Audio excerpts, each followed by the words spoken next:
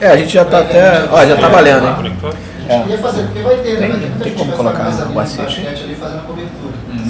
Tem como botar a tomada lá. Lá no final. De repente eu pego ele. Patrick, posso roubar teu assento? Posso roubar teu assento? Você vai usar o computador? Ele segura a bateria legal? Não, esse meu não. A boa galera já tá aqui já. Ficar alguém baseado fora do Flamengo, fazendo ao vivo. Já tá indo, né? Já tá aqui já. Fala, galera. Estamos ao vivo já, tá, gente? Então vamos lá, pô. Gente, na verdade o senhor vai sentar aqui e a gente vai sentar aqui. O senhor que vai aparecer. Então deixa eu... Então antes de apresentar o senhor, deixa eu apresentar o pessoal, pra gente começar. Boa noite aí, galera.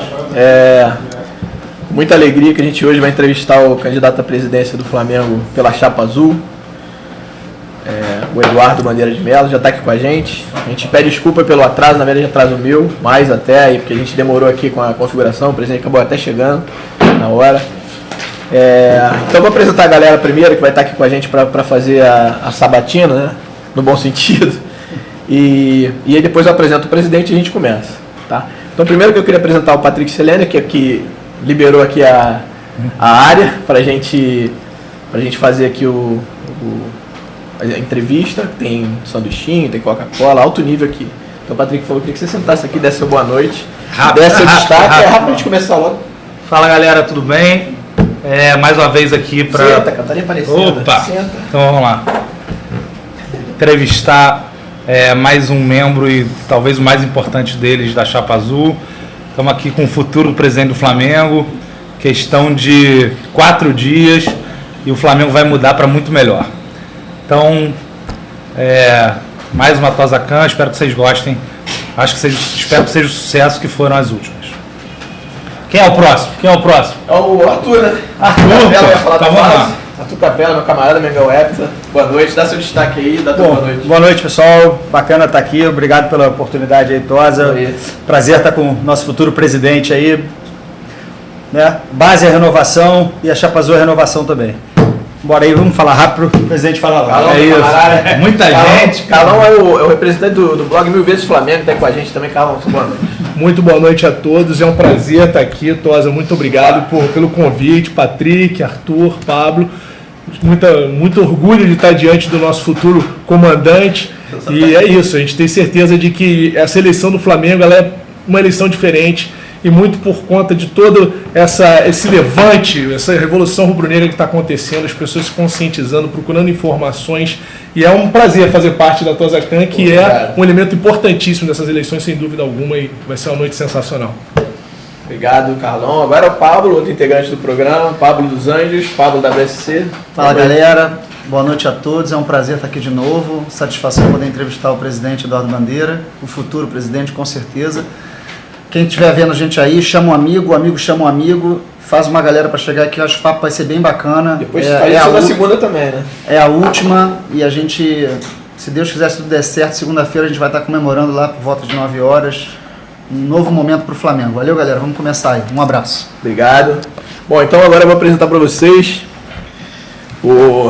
se der tudo certo, se Deus quiser vai dar, o futuro presidente do Flamengo, Eduardo Bandeira de Mello. Muito obrigado pela presença. Queria que você desse sua boa noite e uma mensagem para a galera. Não, na verdade, aí, ele vai ficar aparecendo. Boa noite, gente. Alô, Nação Rubro-Negra. Prazer enorme estar aqui no Tosacan. E uma expectativa muito grande aí para a eleição agora no dia 3, na segunda-feira. Conto com todos vocês lá, todo mundo lá na Gávea, de preferência cedo. Previsão é de chuva, mas com chuva ou com sol a gente vai faturar. Para lavar, né? Para lavar o Flamengo, né? Então vamos lá? Bom, para a gente começar, a gente fugir um pouquinho do lugar comum que a gente já... Todas as entrevistas eu já deve ter dado, deu entrevista para todo mundo que eu já vi. Então a gente quer falar um pouquinho do lado pessoal, né? Como é que isso, para o Eduardo Bandeira de Mello, pessoa do Eduardo, e para a família, como é que ela reagiu a essa aceitação do chamamento de concorrer à presidência do clube? Meus filhos estão felizes da vida, né? É uma festa lá, né? Fabinho, lá em casa, Fabinho, Marcelo, Leonardo, que é o mais velho, e até minha mulher entrou na jogada, que é rubro-negra também. Legal. Para mim é uma honra enorme estar disputando aqui a presidência do Flamengo, é uma coisa que não estava prevista. Eu sou Flamengo alucinado, Flamengo doente, torcedor de arquibancada, vejo o Flamengo nas arquibancadas aí do Maracanã desde, sei lá, 6, 7 anos de idade. Vi toda aquela fase ruim dos anos 60, depois via a coisa começar a melhorar nos anos 70 e chegar ao auge aí no final dos 70, início dos 80. Depois a gente começou a sofrer de novo, de vez em quando dá uma melhoradinha, mas a gente está aí junto com essa turma muito boa aí da Chapa Azul para tentar reverter essa situação e para o Flamengo voltar a ser o que era. Então, quer dizer, do ponto de vista pessoal, para mim é fantástico, né? Tá chegando quase lá na presidência do Flamengo, não que isso seja um projeto pessoal meu, o meu projeto pessoal é ser campeão do mundo, independente de quem esteja na presidência, né? Mas a nação chamou, nós estamos aí. Legal. Então, vamos aproveitar já esse gancho que você falou da Chapa Azul. Eu queria que o senhor se pudesse explicar rapidinho como é que surgiu essa ideia da Chapa Azul, quem foi o precursor, se teve várias pessoas, se foi se uniram, como é que foi isso? Eu sei que o senhor era da Sofla, né? Então, sou da Sofla. Era, não, desculpa. Uhum. Bom, a Chapa Azul começou, né, esse movimento Fla Campeão do Mundo, com alguns amigos que estavam inconformados com essa situação que o Flamengo está vivendo e começaram a conversar sobre a possibilidade, né, de assumir o clube. Então começou com o Flávio Godinho, né, que foi procurado pelo deputado Goni Arruda, né, e perguntou por que você não assume aí o Flamengo. Ele falou, não, eu gostaria até, mas eu não sou sócio. E aí procurou o Rodolfo Landim, e que também não podia, e aí nisso um foi procurando o outro, chegaram lá no BAP, né, que vocês ouviram ontem, que é aquela pessoa fantástica que vocês conheceram ontem, e acabaram chegando no Valim, que poderia ser, né, ele tinha disponibilidade para ser, e era sócio do Flamengo, né, todos nós entendíamos que ele tinha todas as condições estatutárias para assumir a presidência. E eu era um soldado da chapa, né? Eu sou colega e amigo do Valim já há décadas, né? Somos colegas do BNDES. Ele saiu em 2003, eu continuei. E o nosso ponto de contato principal lá no banco sempre foi o Flamengo.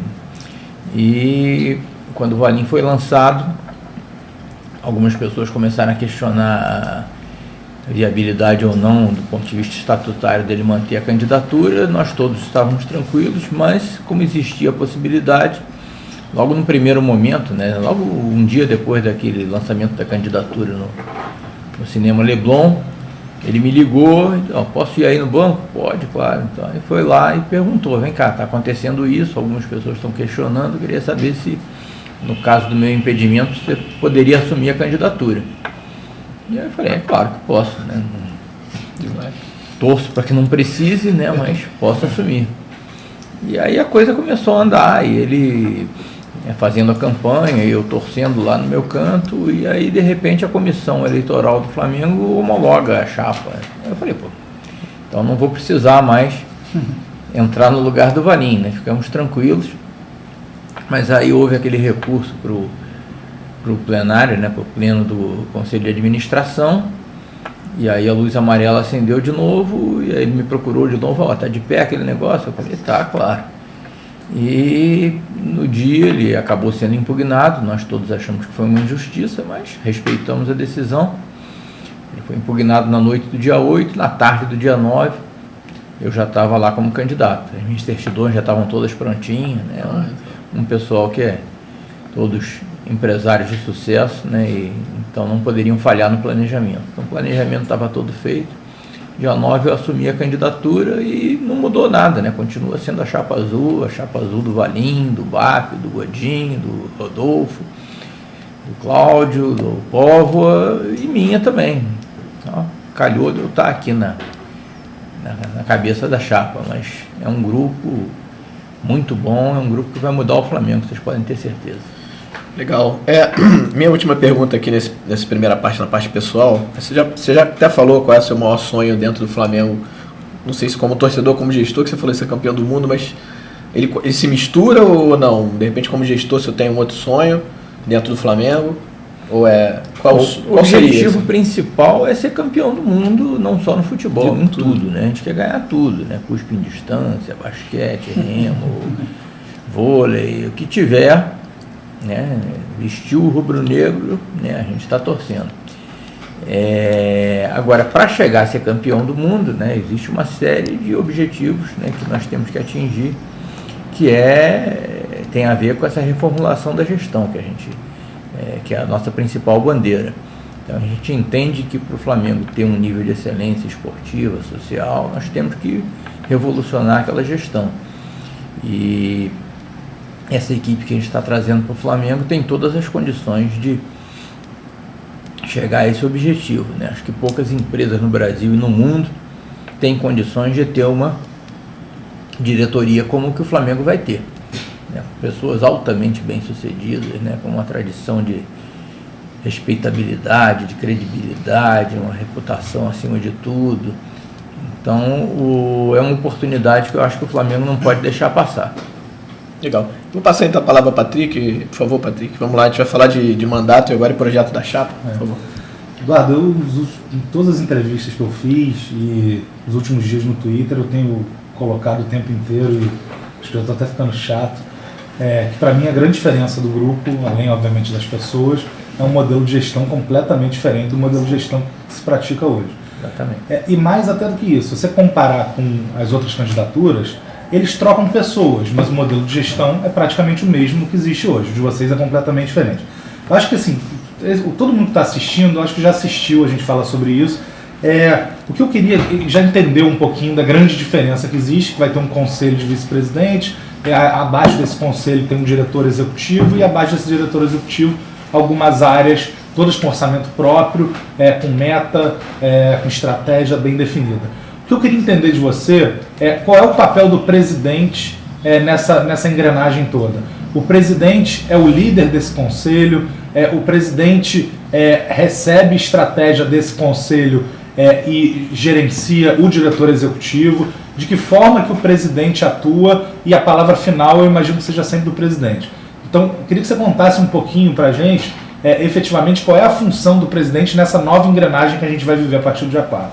A função estatutária do presidente é a mesma da presidente Patrícia, né, do presidente Delair, né? Então o estatuto do Flamengo não mudou. Então, como se diz, né, uma frase até que eu nem gosto muito, o regime é presidencialista.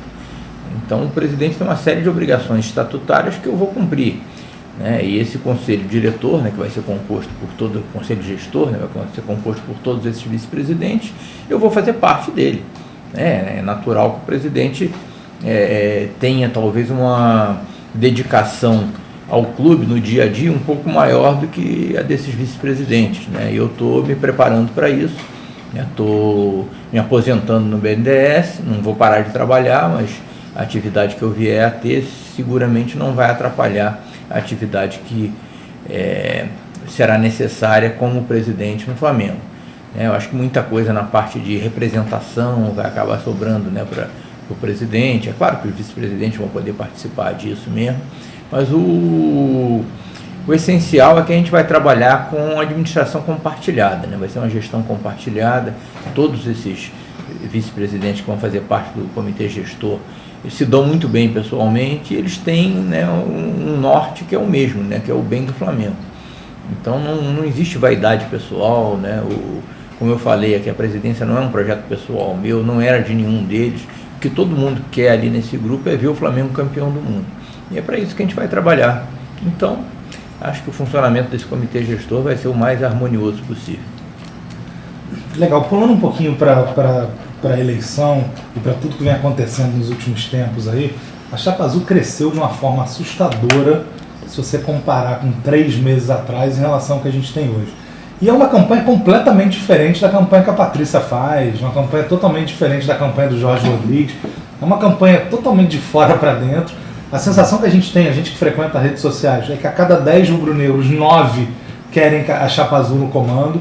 Quer dizer, é uma responsabilidade enorme, a gente está falando de 90% dos torcedores. E falava-se muito assim, eles têm os torcedores, mas em compensação não tem os sócios. E no final das contas formou-se a onda azul na Gávea também, e a gente está vendo aí os resultados das pesquisas dando amplo favoritismo à Chapa Azul. responsabilidade é muito grande, porque a gente está falando não só de sócio, mas a gente está falando de 90% do nosso torcedor também, e a esperança desse torcedor. A responsabilidade é muito grande, né, não só por conta dos sócios, mas principalmente por conta do torcedor. Essa acolhida que a torcida tem dado para a gente é uma coisa realmente emocionante, né? Isso muda, né, a vida das pessoas, né? Eu costumo dizer que minha vida virou de cabeça para baixo, de repente, ninguém me conhecia. Eu nunca fui nem síndico no meu edifício, nunca fui candidato a nada, nunca imaginei entrar na política e de repente eu estou concorrendo aqui ao cargo que para mim é o mais importante do mundo. E com esse apoio popular todo, né? Coisa que nunca aconteceu comigo, você está na rua de repente, você é o candidato a presidente do Flamengo, posso tirar um retrato? Né? Meu filho. Né? Isso aumenta muito a nossa responsabilidade. Né? Eu não posso decepcionar essa galera. Né? Isso é uma coisa que todos nós na Chapa Azul temos consciência. Né? Não sou só eu que estou aqui aparecendo mais porque sou candidato a presidente, mas a galera toda da futura administração do Flamengo está consciente disso. Então, realmente uma campanha que, como você falou bem, veio de fora para dentro. Né? É uma campanha que veio da torcida, isso se reflete nas redes sociais. Hoje as redes sociais são uma realidade na política, não só do Flamengo, mas do país, né? Internacionalmente mesmo. Você vê que o Obama ganhou 2 eleições nos Estados Unidos. Exatamente. Perfeito. Com o apoio, né, das redes sociais. Isso até é um fator que democratiza um pouco as campanhas. Se vocês pegarem aí, compararem a nossa campanha com as outras campanhas do Jorge Rodrigues, da presidente Patrícia, né, a nossa campanha foi disparada a mais barata de todas. Se você comparar com outras campanhas, né, vitoriosas ou não na história do Flamengo, é uma campanha barata no sentido de que se gastou pouco dinheiro, né, mas muito valiosa no sentido de que a gente teve muitos voluntários trabalhando de graça, né, trabalhando fora do seu expediente, alguns matando o trabalho para trabalhar para a gente. Né? Então, se você computar, se você precificar tá aqui o nosso amigo Pablo, que acabou de dizer que ele é um deles, né? Engajado. Se você computar isso tudo, se você pudesse precificar, você vai ver que não foi uma campanha barata, acaba sendo cara, só que você não tem que desembolsar nada para isso. E se você comparar com as outras, então, realmente é uma nova maneira de fazer política que democratiza o acesso a qualquer cargo. Queria te perguntar, assim, a gente não tem dúvida que a Chapa Azul vai ser eleita e que o Eduardo Bandeira de Mello vai ser o presidente do Flamengo no dia 4. Tomara. Não, vai ser. E aí, no dia seguinte, chegou lá, ninguém sabe o que encontra, ninguém sabe... Dia 1º de janeiro de 2013. O balanço do clube não foi divulgado, a gente sabe que o clube está devendo salário, a gente sabe que o Flamengo não paga o Avaí e fala em contratar o Renato Augusto. E aí, aproveitando até a pauta aí, uma pergunta de um grande amigo meu, o Ilan, rubro-negro de estádio, rubro-negro de Maracanã. Como é que faz para assumir, na hora que assume o Flamengo, com 2 meses de salário atrasado, com 13º salário que provavelmente também não vai ser pago, a dívida do Ronaldinho batendo na porta, uma dívida gigantesca, como é que faz? Quais são os primeiros passos do grupo? Porque o grupo também não pode deixar de investir e manter esse time fraco que o Flamengo tem. É verdade, é um problema sério. E não vão ser só 3 meses de salário, não, porque que eu saiba só foi pago em setembro. Então a gente tem outubro, novembro, dezembro e 13º. Se não for pago mais nenhuma folha, nós vamos ter 4 meses de salário atrasados. Fora fornecedores, impostos, né, o Avaí e outros credores. Nós vamos herdar realmente uma situação financeira caótica, como você bem colocou aí, o último balanço aprovado foi de 2010, nós estamos quase em 2013, e mesmo esse balanço aprovado de 2010 foi aprovado com ressalvas gravíssimas. Né? A própria empresa de auditoria coloca que os números não são confiáveis, o próprio contador do Flamengo já declarou isso também numa sessão do Conselho Fiscal, e nós estamos conscientes que vamos herdar um pepino razoável. Agora, já estamos trabalhando para reverter isso, né? Nós temos que ter um plano de contingência de finanças de curto prazo para tentar reverter essa situação e começar a trabalhar para gerar novas fontes de receita. Né? O fato do Flamengo estar sem patrocínio há tanto tempo é um fato que agrava essa situação financeira. Nós já estamos trabalhando na captação de novos patrocinadores e eu espero já em janeiro que o Flamengo já estreie contra o Kissamã já com a camisa com seus novos patrocinadores. Então tudo isso vai nos ajudar, né? Mas realmente você falou correto, né? A situação é complicada. Agora também não podemos deixar de investir no curto prazo também no time de futebol profissional, né? Porque é uma situação que é preocupante para todos nós, né? Hoje somos a 4ª força no futebol carioca, né? Brigando para não cair para a 2ª divisão no Brasileirão. Então, se a gente não tomar uma providência de curto prazo para o futebol profissional também, eu acho que não seria muito agradável. Eu, se estivesse lá do lado da torcida, estaria preocupado também se alguma coisa vai ser feita para reforçar esse time.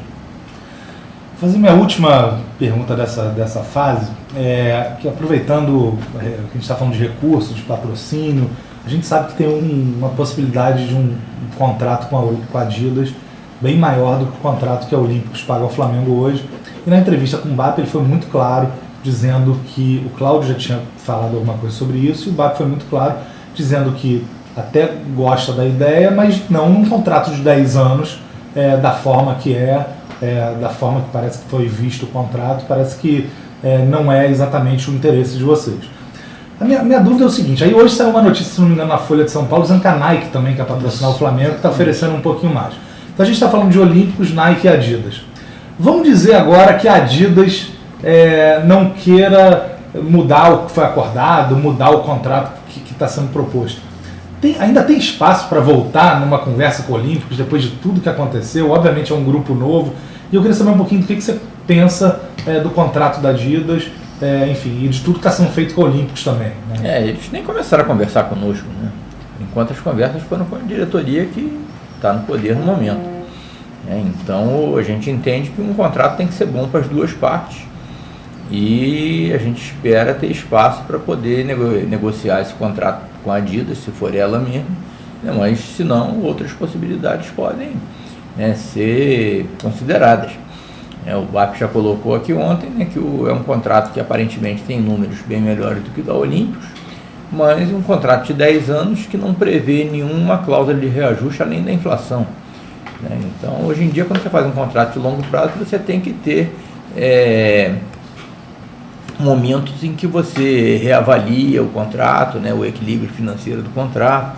Vamos imaginar que o Flamengo ganha o Campeonato Mundial em 2014, 2013 não vai dar porque nós não estamos na Libertadores. Como é que chega? 2 anos depois da assinatura do contrato com a Adidas, nós somos campeões mundiais. Ganhamos a Libertadores, né? Estamos ganhando tudo. A marca Flamengo vai ficar muito mais valorizada. Então seria natural que num caso desses a gente pudesse ter um reajuste muito superior à inflação. Então nada contra contrato de 10 anos, porque eu acho que é bom para proteger as duas partes, mas esse contrato tem que ter cláusulas que permitam recuperar o equilíbrio financeiro. Bom, a gente vai passar para uma outra parte agora, uma parte que... faz a voz? Uma parte que mexe bastante com o torcedor, com a paixão do torcedor, que é o futebol. Então a gente viu esse ano, principalmente, agora, só para pegar a parte mais que o pessoal está mais presente, que está mais vivo na memória, essa relação do Zinho como diretor de futebol. Preocupa muito todos os integrantes da mesa, a gente até conversou sobre isso, essa forma de relação do Zinho como gestor de futebol. Ele não teve nenhuma preparação para ser esse gestor de futebol, ele tem notadamente uma forma boa de relação com os jogadores, ele faz esse meio de campo bacana com os jogadores. Mas não parece ao senhor que falta um homem mais forte acima, que ele seja subordinado a alguém que saiba mexer no mercado, que tenha conhecimento amplo sobre como contratar, das finanças do clube, não que perca esse valor do Zinho, porque o Zinho é uma pessoa importante, mas que ele sirva apenas como um canal. Não te parece esse o melhor caminho? Como seria a gestão do futebol para você? Nós não conversamos com o Zinho ainda, tá? Eu tenho a maior admiração pelo Zinho, né? Ídolo da torcida do Flamengo, campeão em 87, campeão em 92, depois campeão do mundo em 94 pela seleção brasileira. É uma pessoa, pelas informações que me chegam, né? Não só da imprensa, mas de amigos, né? É uma pessoa ótima, né? Um grande rubro-negro, extremamente competente. E nós precisamos conversar com ele para ver se a permanência dele é boa para as duas partes, né? Pode ser até que ele nem goste da gente, Não acredito Duvido. se toda a torcida gosta. Duvido também. Mas precisamos conversar com o Zinho. E eu acho que o cargo que ele ocupa hoje no Flamengo, ele é mais ou menos semelhante a essa forma que você descreveu. Só que hoje ele é subordinado a um vice-presidente de futebol, cargo que está vago, inclusive, né? Era ocupado pelo Paulo César Coutinho, né? E hoje está vago. Na administração da Chapa Azul, se o Zinho ficar, ele vai continuar fazendo exatamente o que ele está fazendo, só que ele será subordinado a um diretor executivo, em vez de ser amador, profissional. Tá? Que aí vai ter atribuições que normalmente nos clubes de futebol são atribuídas ao vice-presidente de futebol, ou às vezes até ao presidente do clube. Tá? Então, ninguém está falando em nenhum tipo de downsizing para o Zinho. Né? O Zinho continuaria a fazer a mesma coisa que ele faz, só que, em vez de se reportar a um amador, vai se reportar a um profissional. Ele contaria com o respaldo de uma pessoa importante e profissional acima dele que pudesse dar as decisões e ele deixar de trabalhar na área que ele pode trabalhar junto com o Dorival Júnior. Como ele faz hoje, né? Só que hoje, como o Flamengo não tem vice-presidente de futebol, né? Então a coisa fica meio esquisita, porque ele tem que assumir algumas das funções que seriam do vice-presidente de futebol. De contratação né? de jogadores, o presidente assume também, como o cargo está vago.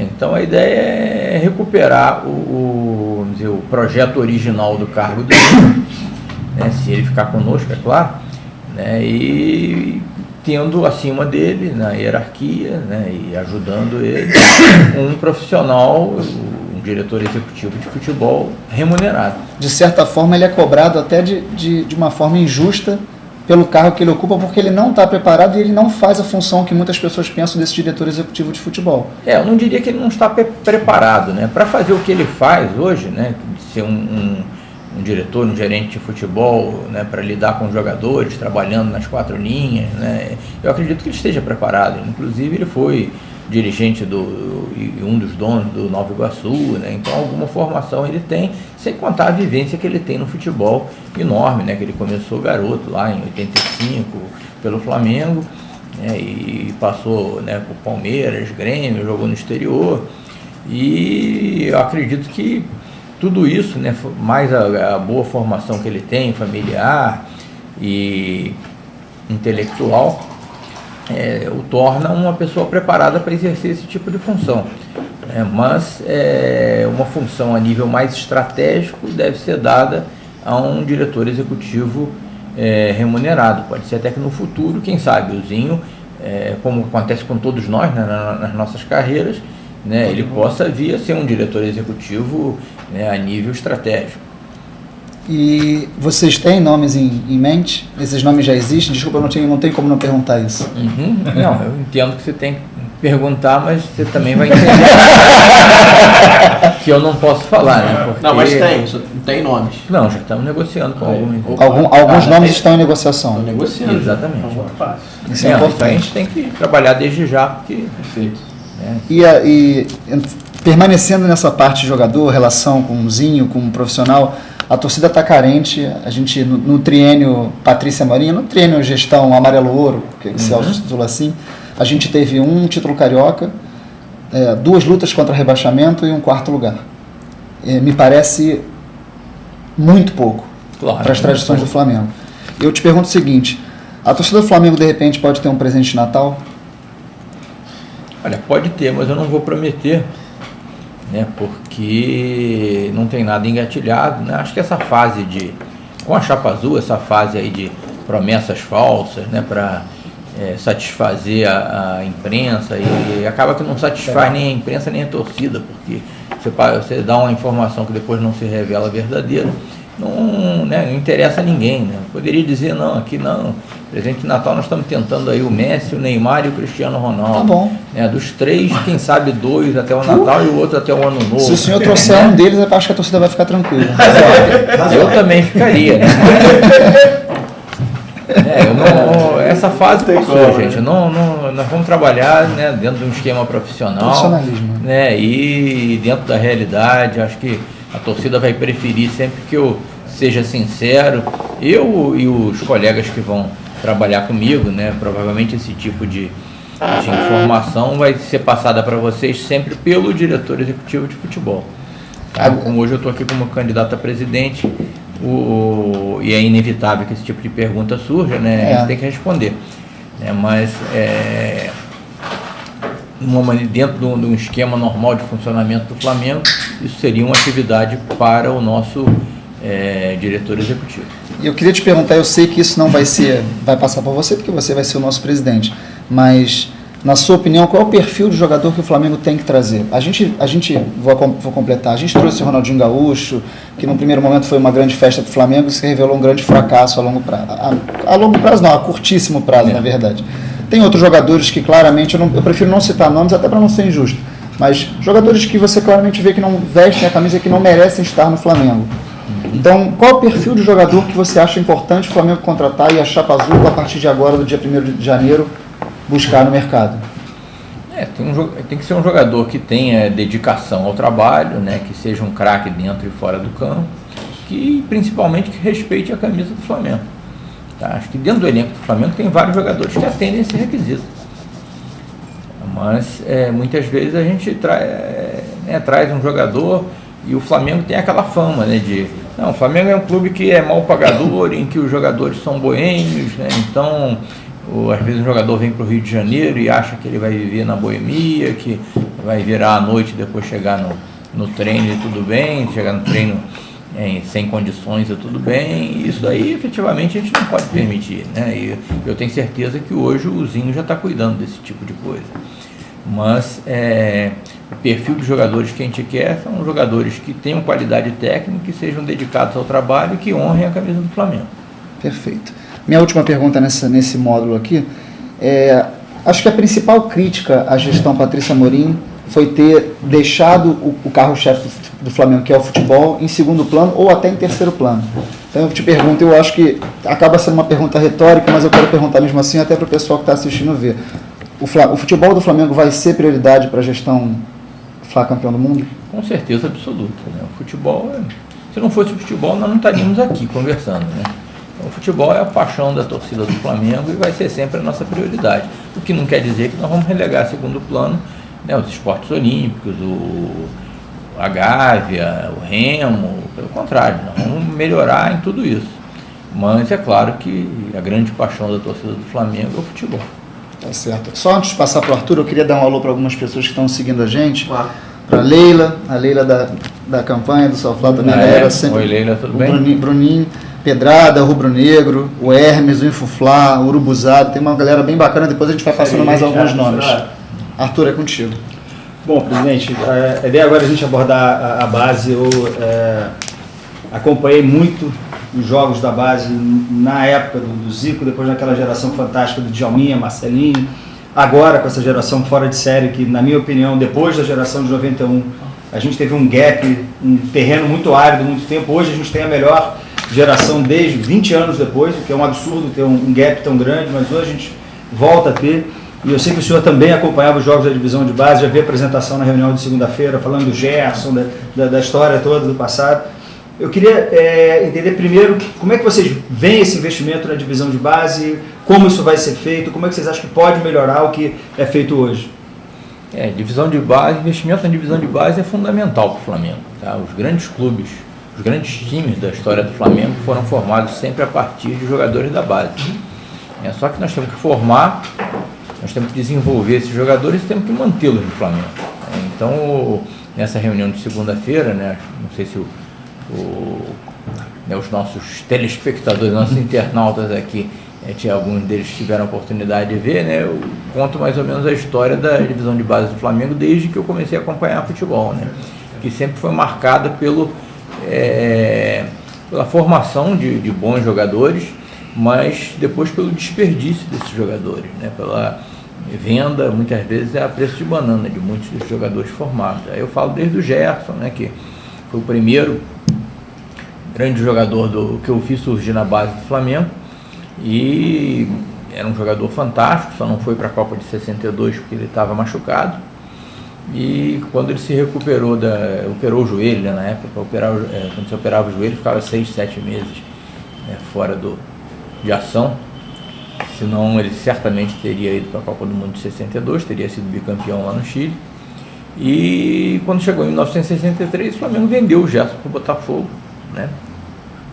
numa transação, né, que desagradou toda a torcida do Flamengo e fez com que o Gerson fizesse parte daquele time vencedor do Botafogo, né, que foi campeão em 67, 68, e ele acabou sendo campeão do mundo, né, tricampeão do mundo em 70, e sempre, durante esses anos todos, né, sempre ganhou do Flamengo. Então, um péssimo negócio que nós fizemos lá em 63, vendendo o Gerson, né, que era o nosso grande jogador da base. Depois, ao longo da década de 60, você teve o César, né, lembro, né, irmão do Luizinho, do Caio, que também era um artilheiro fantástico, chegou à seleção brasileira, que logo que subiu para os profissionais, o Flamengo trocou ele com o Ademar Pantera, que era um jogador que tinha qualidade, mas já muito pior do que o César e já em fase, né, de final de carreira. Em 67, o Flamengo foi campeão de juvenil, na época não tinha júniores, e com um time que era muito bom, que tinha um ataque que era Zequinha, Dionísio, Luiz Carlos e Arilson. O Zequinha no ponta direita excepcional. E antes de subir para o time principal, nós trocamos o Zequinha com o Botafogo, né? O Botafogo sempre passava a nossa perna, pelo Zélio, que era um perna de pau, né? E trocamos pau a pau, Zequinha por Zélio. E aí o Zequinha foi estourar no Botafogo, né? Depois jogou no Grêmio. O Luiz Carlos, né, que era um tremendo jogador também, ele em 68 chegou à seleção brasileira, né? Nessa época era difícil um jogador do Flamengo chegar à seleção brasileira. O Luiz Carlos chegou à seleção brasileira, fez um jogo ótimo contra a Iugoslávia, no amistoso no Maracanã, eu fui lá, a torcida toda se empolgou, o Luiz Carlos vai arrebentar agora, foi nosso primeiro jogador na seleção brasileira desde muito tempo. O que aconteceu? Em janeiro de 69 vendemos o Luiz Carlos para o Vasco. E ele até deu azar na vida, coitado, porque depois ele quebrou a perna, teve uma contusão séria e acabou não rendendo tanto a partir daí. Mas a filosofia do Flamengo sempre foi essa. Aí quando chegou nos anos 70, quando a gente começou a formar aquela geração, né, com o Zico, Geraldo, Assobiador, que faleceu, né, infelizmente aí numa mesa de cirurgia, depois o Júnior, o Adílio, Andrade, depois Leandro, Tita, até chegar no Moser lá no início dos anos 80, acho que o Flamengo aprendeu a segurar os seus jogadores. Eu lembro muito bem quando o Zico estava surgindo, né, que estava enchendo a gente de esperança, e eu tinha uns colegas botafoguenses que viviam me sacaneando, né, porque a gente perdia deles sempre, né? E aí eu falei, já viu o Zico aí, está jogando aí na preliminar, aí no time de juvenil do Flamengo? Eu lembro que um falou, gostei muito, daqui a pouco ele vai estar no Botafogo, com certeza. Ainda bem que não, né? Não, aí o Zico é exatamente o herói da minha geração. O Zico nasceu no mesmo mês e no mesmo ano que eu. Então ele deve ter ido ao colégio exatamente nas mesmas épocas que eu. E deve ter sido sacaneado como rubro-negro, como eu era, pelos botafoguenses, que na época ganhavam tudo, né? Então o Zico sofreu tudo que eu sofri e ele teve a oportunidade de fazer justiça com os próprios pés, né? Porque ele, depois que subiu para o time do Flamengo, o Botafogo não ganhou mais da gente nunca, né? Ele inclusive era o único time que tinha mais vitórias sobre o Flamengo do que derrotas, e o Zico acabou com isso, né? Até hoje nós ganhamos de todos os nossos adversários aqui no Rio, né? Isso foi graças ao Zico. E então, nessa época, a gente, né, formou uma geração boa, que inclusive não foi formada ao mesmo tempo, né? Que você teve do time do Zico original lá de 72, que era Cantarelli, Ney, Rondinelli, Jaime e Vanderlei, Luxemburgo, Léo e Geraldo, Fidelis, Rui Reis, Zico e Julinho. Desse time, só o Zico chegou no Campeonato Mundial de 81. Alguns outros, né, fizeram boas carreiras, alguns até fora do Flamengo, mas só o Zico chegou, né? Depois no ano seguinte já tinha o Júnior no time do Júnior do Flamengo, que aí subiu para o time de cima em 74, já no final do campeonato, fez aqueles gols contra o América, né? E aí depois veio o Adílio, né? E depois veio o Andrade, que não se firmou imediatamente, foi emprestado para Venezuela, né? Depois voltou. Nessa época surgiu também, junto com o Adílio, o Júlio César, o Uri Geller, que não era o Julinho do time do Zico, né? Era outro, né? E aí também foi emprestado para o Paysandu, voltou, né? Então foi uma boa época no sentido de se formar um time, né? Como nós mantivemos esses jogadores e outros foram surgindo, né? Depois surgiu o Tito, o Leandro e tal, conseguimos formar um timaço e fomos campeões do mundo. É claro que também comprando alguns jogadores de fora, né? Como o Raul, como o Marinho, o Lico, o Carpegiani teve no Flamengo, né? Como jogador e depois virou treinador. O próprio Nunes, que é a cria da Gávea, mas que saiu e depois nós tivemos que comprar de volta. Então um time se faz assim, através da base e entremeando com jogadores comprados no mercado. Depois veio essa geração aí que você citou aí, do final dos anos 80 e início dos 90, né, que tinha Leonardo, Júnior Baiano, Djalminha, Marcelinho, Marquinho, Paulo Nunes. E o que aconteceu? O Zinho tinha vindo um pouco antes, né? O Aldair, né, que já tinha sido um pouco antes ainda. O que aconteceu com essa geração? Nós vendemos todo mundo, e vendemos todo mundo a preço de banana, né? E a seleção de 94, que foi campeã do mundo, tinha quase que uma base de jogadores formados no Flamengo, e naquela época já nenhum mais era do Flamengo. Esqueci de falar do Jorginho, do Bebeto também, né?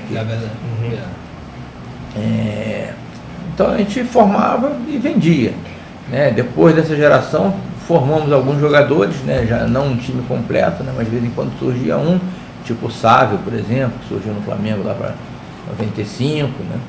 Mas também não ficou muito, né?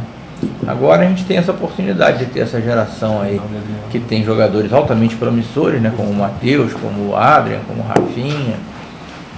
E se a gente chegar lá, com certeza nós vamos aproveitar bem esses jogadores. Presidente, ainda nessa linha, com essa preocupação com a transição, a gente até discute bastante, conversa muito com o Patrick, com o André, com todo mundo aqui sobre isso. Né? Um grande problema que a gente vê é que o Flamengo tem uma torcida que endeusa muito rápido o jogador. Hoje ele é um craque num dia, no outro jogo ele vai mal e ele perde, e aí não serve mais, etc. E tal. E a transição muitas vezes é difícil, esses garotos oscilam. O Zico demorou 2 anos para se firmar. Essa geração que está aqui agora, a gente teve no ano passado, o Flamengo foi o clube que mais jogadores serviu à seleção brasileira no ano passado. Foi acho que 17 jogadores durante um ano inteiro. Esse ano está entre os 3 primeiros. A gente tem uma geração muito boa. Todos os clubes que têm sucesso na base, pega um caso do Real Madrid, Barcelona, etc., eles têm um programa de transição estruturado. Desde passando por ter um time B, vender um jogador com opção de compra depois, emprestar jogadores. E a gente vê que essa transição do Flamengo é completamente desestruturada, porque não tem um comando técnico na base do Flamengo. Você tem até bons profissionais técnicos separados, mas você não tem uma estruturação técnica. Dentro desse modelo de profissionalismo, cabe no Flamengo a gente pensar, e é parte desse programa da Chapa Azul, investir numa estrutura profissional para o futebol, trazendo nomes de peso, como por exemplo o René Simões foi no São Paulo, não conseguiu trabalhar lá, mas assim, gente que conheça, que possa estruturar um caminho para a gente não ter gerações esporádicas de 20 anos, mas a gente ter o que um clube como o Flamengo tem que ter, uma fábrica que não para de gerar mais e mais jogadores e não ter esse espaçamento tão grande. Não, você tem toda a razão. Esse processo de desenvolvimento de jogadores no Flamengo hoje é totalmente empírico. Então não existe método científico para tratar essa questão, e é o que a gente precisa implantar, né? As divisões de base no Flamengo vão ter o seu diretor executivo remunerado, que vai ser de uma pessoa assim, de alta qualificação. Vocês podem até se surpreender quando a gente divulgar o nome, mas não podemos ainda. Mas a ideia é tratar a questão das divisões de base com rigor científico. Então isso tudo que você está falando, né, sobre time B, sobre empréstimo de jogadores para retorno posterior, né, isso tudo você pode ter certeza que está no nosso radar e nós vamos implantar. Não tem como você formar um time hoje em dia se você não tiver o desenvolvimento da base. O Barcelona é o que é hoje graças a um trabalho de base muito bem feito.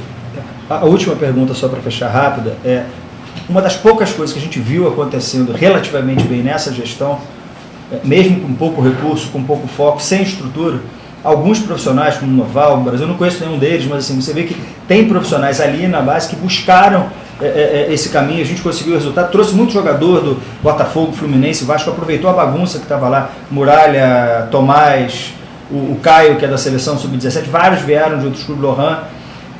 Existe como a ideia com o Zinho, pensar também em aproveitar um pouco dessa experiência que foi feita nesse período, ou seja, de ter uma transição, talvez aproveitar alguém e melhorar esse trabalho, ou a ideia é trocar tudo?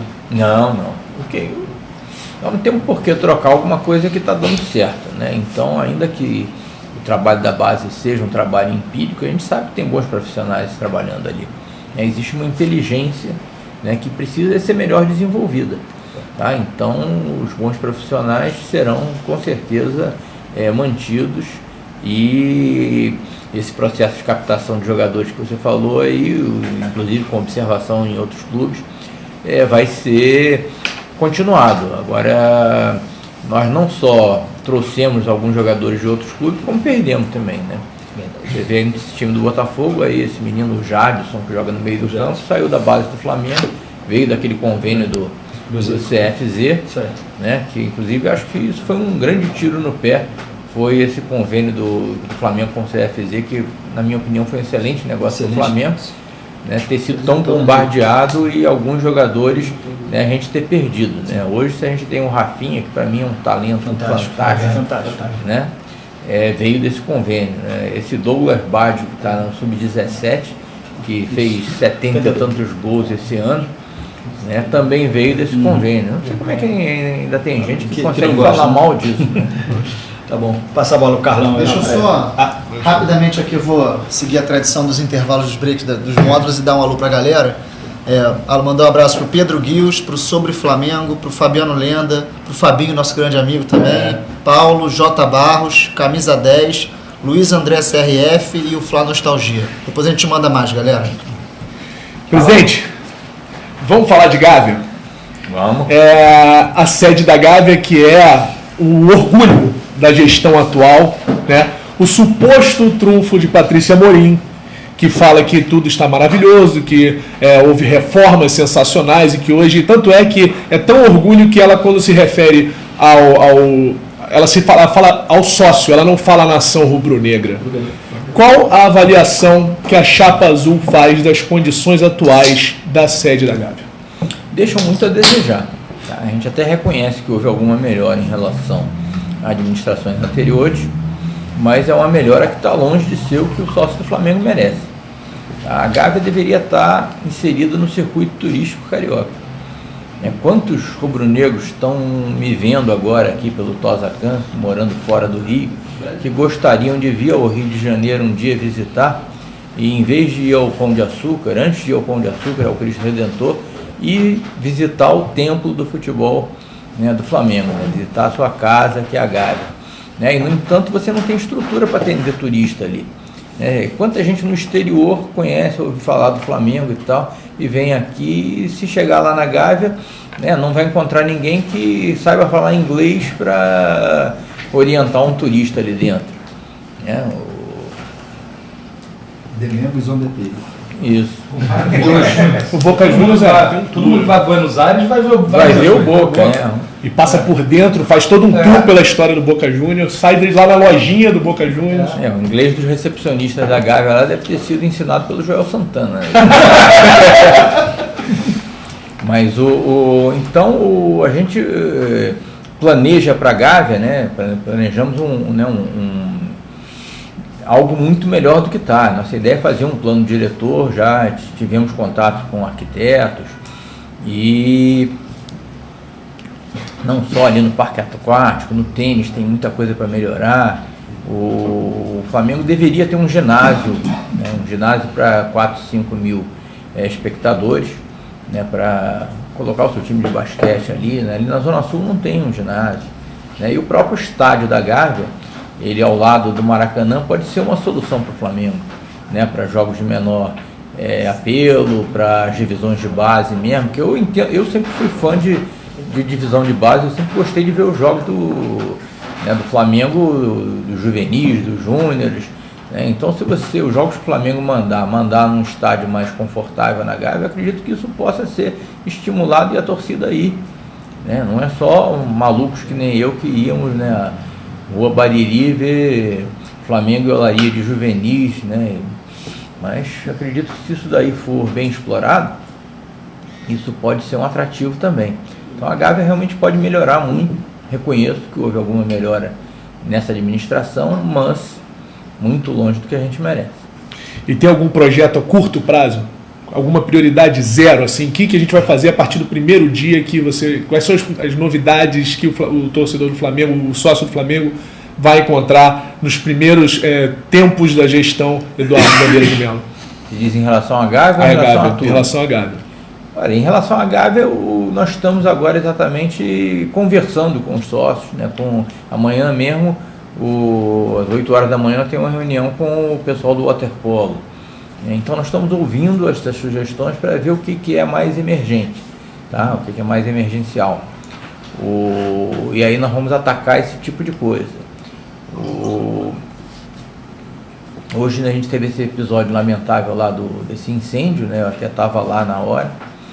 Felizmente ninguém se machucou, mas uma coisa que me ocorreu agora, que é uma emergência, é você reformar ali o ginásio Cláudio Coutinho, né, para recuperar o espaço da nossa ginástica olímpica, né?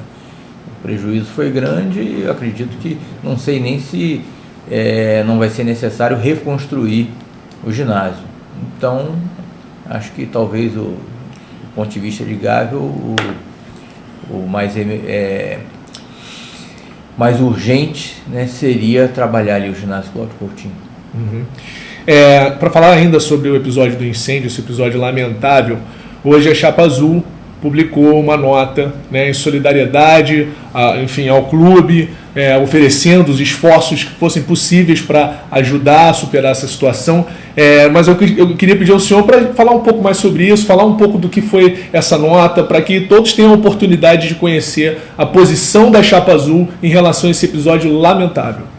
A nota foi basicamente para demonstrar a solidariedade ao sócio do clube, né, e até colocar o nosso pessoal à disposição para o que fosse necessário. A ação dos bombeiros realmente foi muito boa, né, porque eu estava olhando ali aquelas labaredas e eu já estava vendo a hora que aquilo ia ser totalmente comido pelo fogo e que de repente o fogo ia passar para o outro lado da Alameda, onde tem bar, e aí tem bujão de gás, né? Podia ser um incêndio de grandes proporções, mas os bombeiros realmente foram espetaculares. Chegaram lá em menos de 10 minutos e a partir do momento que eles chegaram, em 2 minutos o fogo já estava debelado. Então a nota da Chapa Azul foi só para realmente demonstrar solidariedade. Não existe nenhum tipo de acusação, ninguém quer aproveitar esse episódio, né, para fins eleitorais, mas realmente foi uma coisa lamentável. Infelizmente ninguém se machucou. Pablo, temos mais abraços aí? Vamos mandar meus abraços antes de voltar pro Patrick. Manda um abraço pro Álvaro, que o cara tá cobrando. Um abraço pro Álvaro. Presidente, manda um abraço pro Álvaro, por favor. Álvaro, aquele abraço. Sintam-se abraçados pelo presidente e pela galera da Tosacan também, Bruno Flagv, Bernard, Giovanni BH, Letícia Souza, Rafinha Lisboa. Valeu, galera, daqui a pouco a gente volta de novo. Patrick, você, meu querido. Bom, vamos lá. Eu vou pedir licença aqui ao meu amigo Pablo, que fez que deu a sugestão dessa brilhante pauta, ao Tosa, ao Carlão e ao Arthur. Eu vou esquecer um pouquinho a pauta aqui. Vai quebrar o protocolo, né? Eu vou te falar o seguinte. Cada um é cada um tem seu perfil, as pessoas são diferentes. Eu acho que aqui muita gente se emocionou com o discurso do Cláudio, que foi muito bacana. O discurso inflamado do BAP fez muita gente chorar. Não sei se você teve a oportunidade de assistir, mas no final do programa ele chorou 2 vezes. Eu acho que muita gente chorou com ele. Mas eu vou te falar uma coisa, cara. Eu, Patrick, me emocionei mais do que nunca ouvindo você falar da história do Flamengo. Eu lembrei, aí eu vou acabar me emocionando aqui também, lembrei de grandes conversas minhas com meu avô, que já faleceu, que era uma pessoa muito próxima a mim, que tinha exatamente esse teu jeito. Conhecia muito a história do clube, contava a história de vários desses jogadores que você falou. E eu acho que assim, você demonstrou um conhecimento de arquibancada, um amor pelo Flamengo com esse teu discurso que a mim, pessoalmente, me emocionou demais. E aí, eu fico pensando, quando eu leio no Twitter, quando eu leio no Facebook, absurdos como a diretoria do Brooklyn Paulista, ninguém conhece nada de Flamengo. Esses caras são aproveitadores que querem vender, ganhar dinheiro no Flamengo, caras de alto nível, de grande sucesso. Pô, assim, tirando um pouco dessa parte, mas assim, eu fico imaginando você, com todo esse teu conhecimento, com todo esse teu amor pelo Flamengo, de que forma que isso te incomoda? Por que isso? Assim, será que precisava essa eleição do Flamengo virar uma guerra?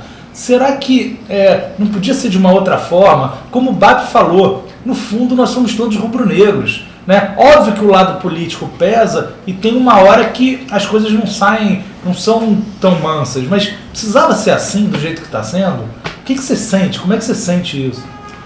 Realmente, muito obrigado aí pelo elogio aí, pela comparação com o seu avô, né? Avô é uma coisa que a gente até hoje tem saudade dos meus aqui. Mas todos dois eram rubro-negros. Eu tenho, sei lá, não tenho muita experiência em eleição do Flamengo, né? Só como eleitor.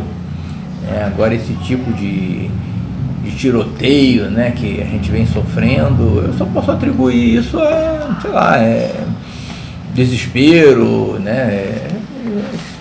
As pessoas só batem em quem está em cima, né? Você não vê ninguém bater num candidato que está em sexto lugar nas pesquisas. Então, o que isso tem para falar da gente, né? Ninguém que tem nada, né?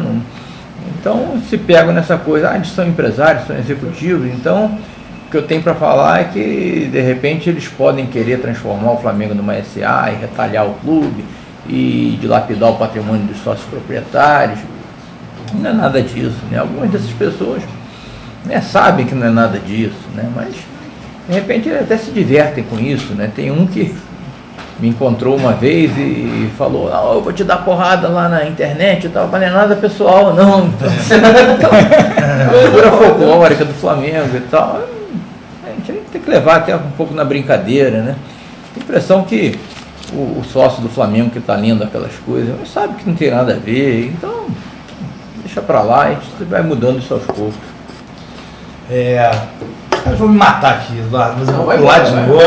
E aí eu vou fazer uma outra pergunta. Eu vou te falar o seguinte, assim, eu converso com muita gente aí nas redes sociais, tem vários amigos rubro-negros, de estádio, enfim, amigos pessoais, mas eu vou te dizer que poucos caras conhecem a base do Flamengo como o Arthur, que dialogou com você aqui sobre isso agora. Deu pra perceber. O cara conhece muito mesmo.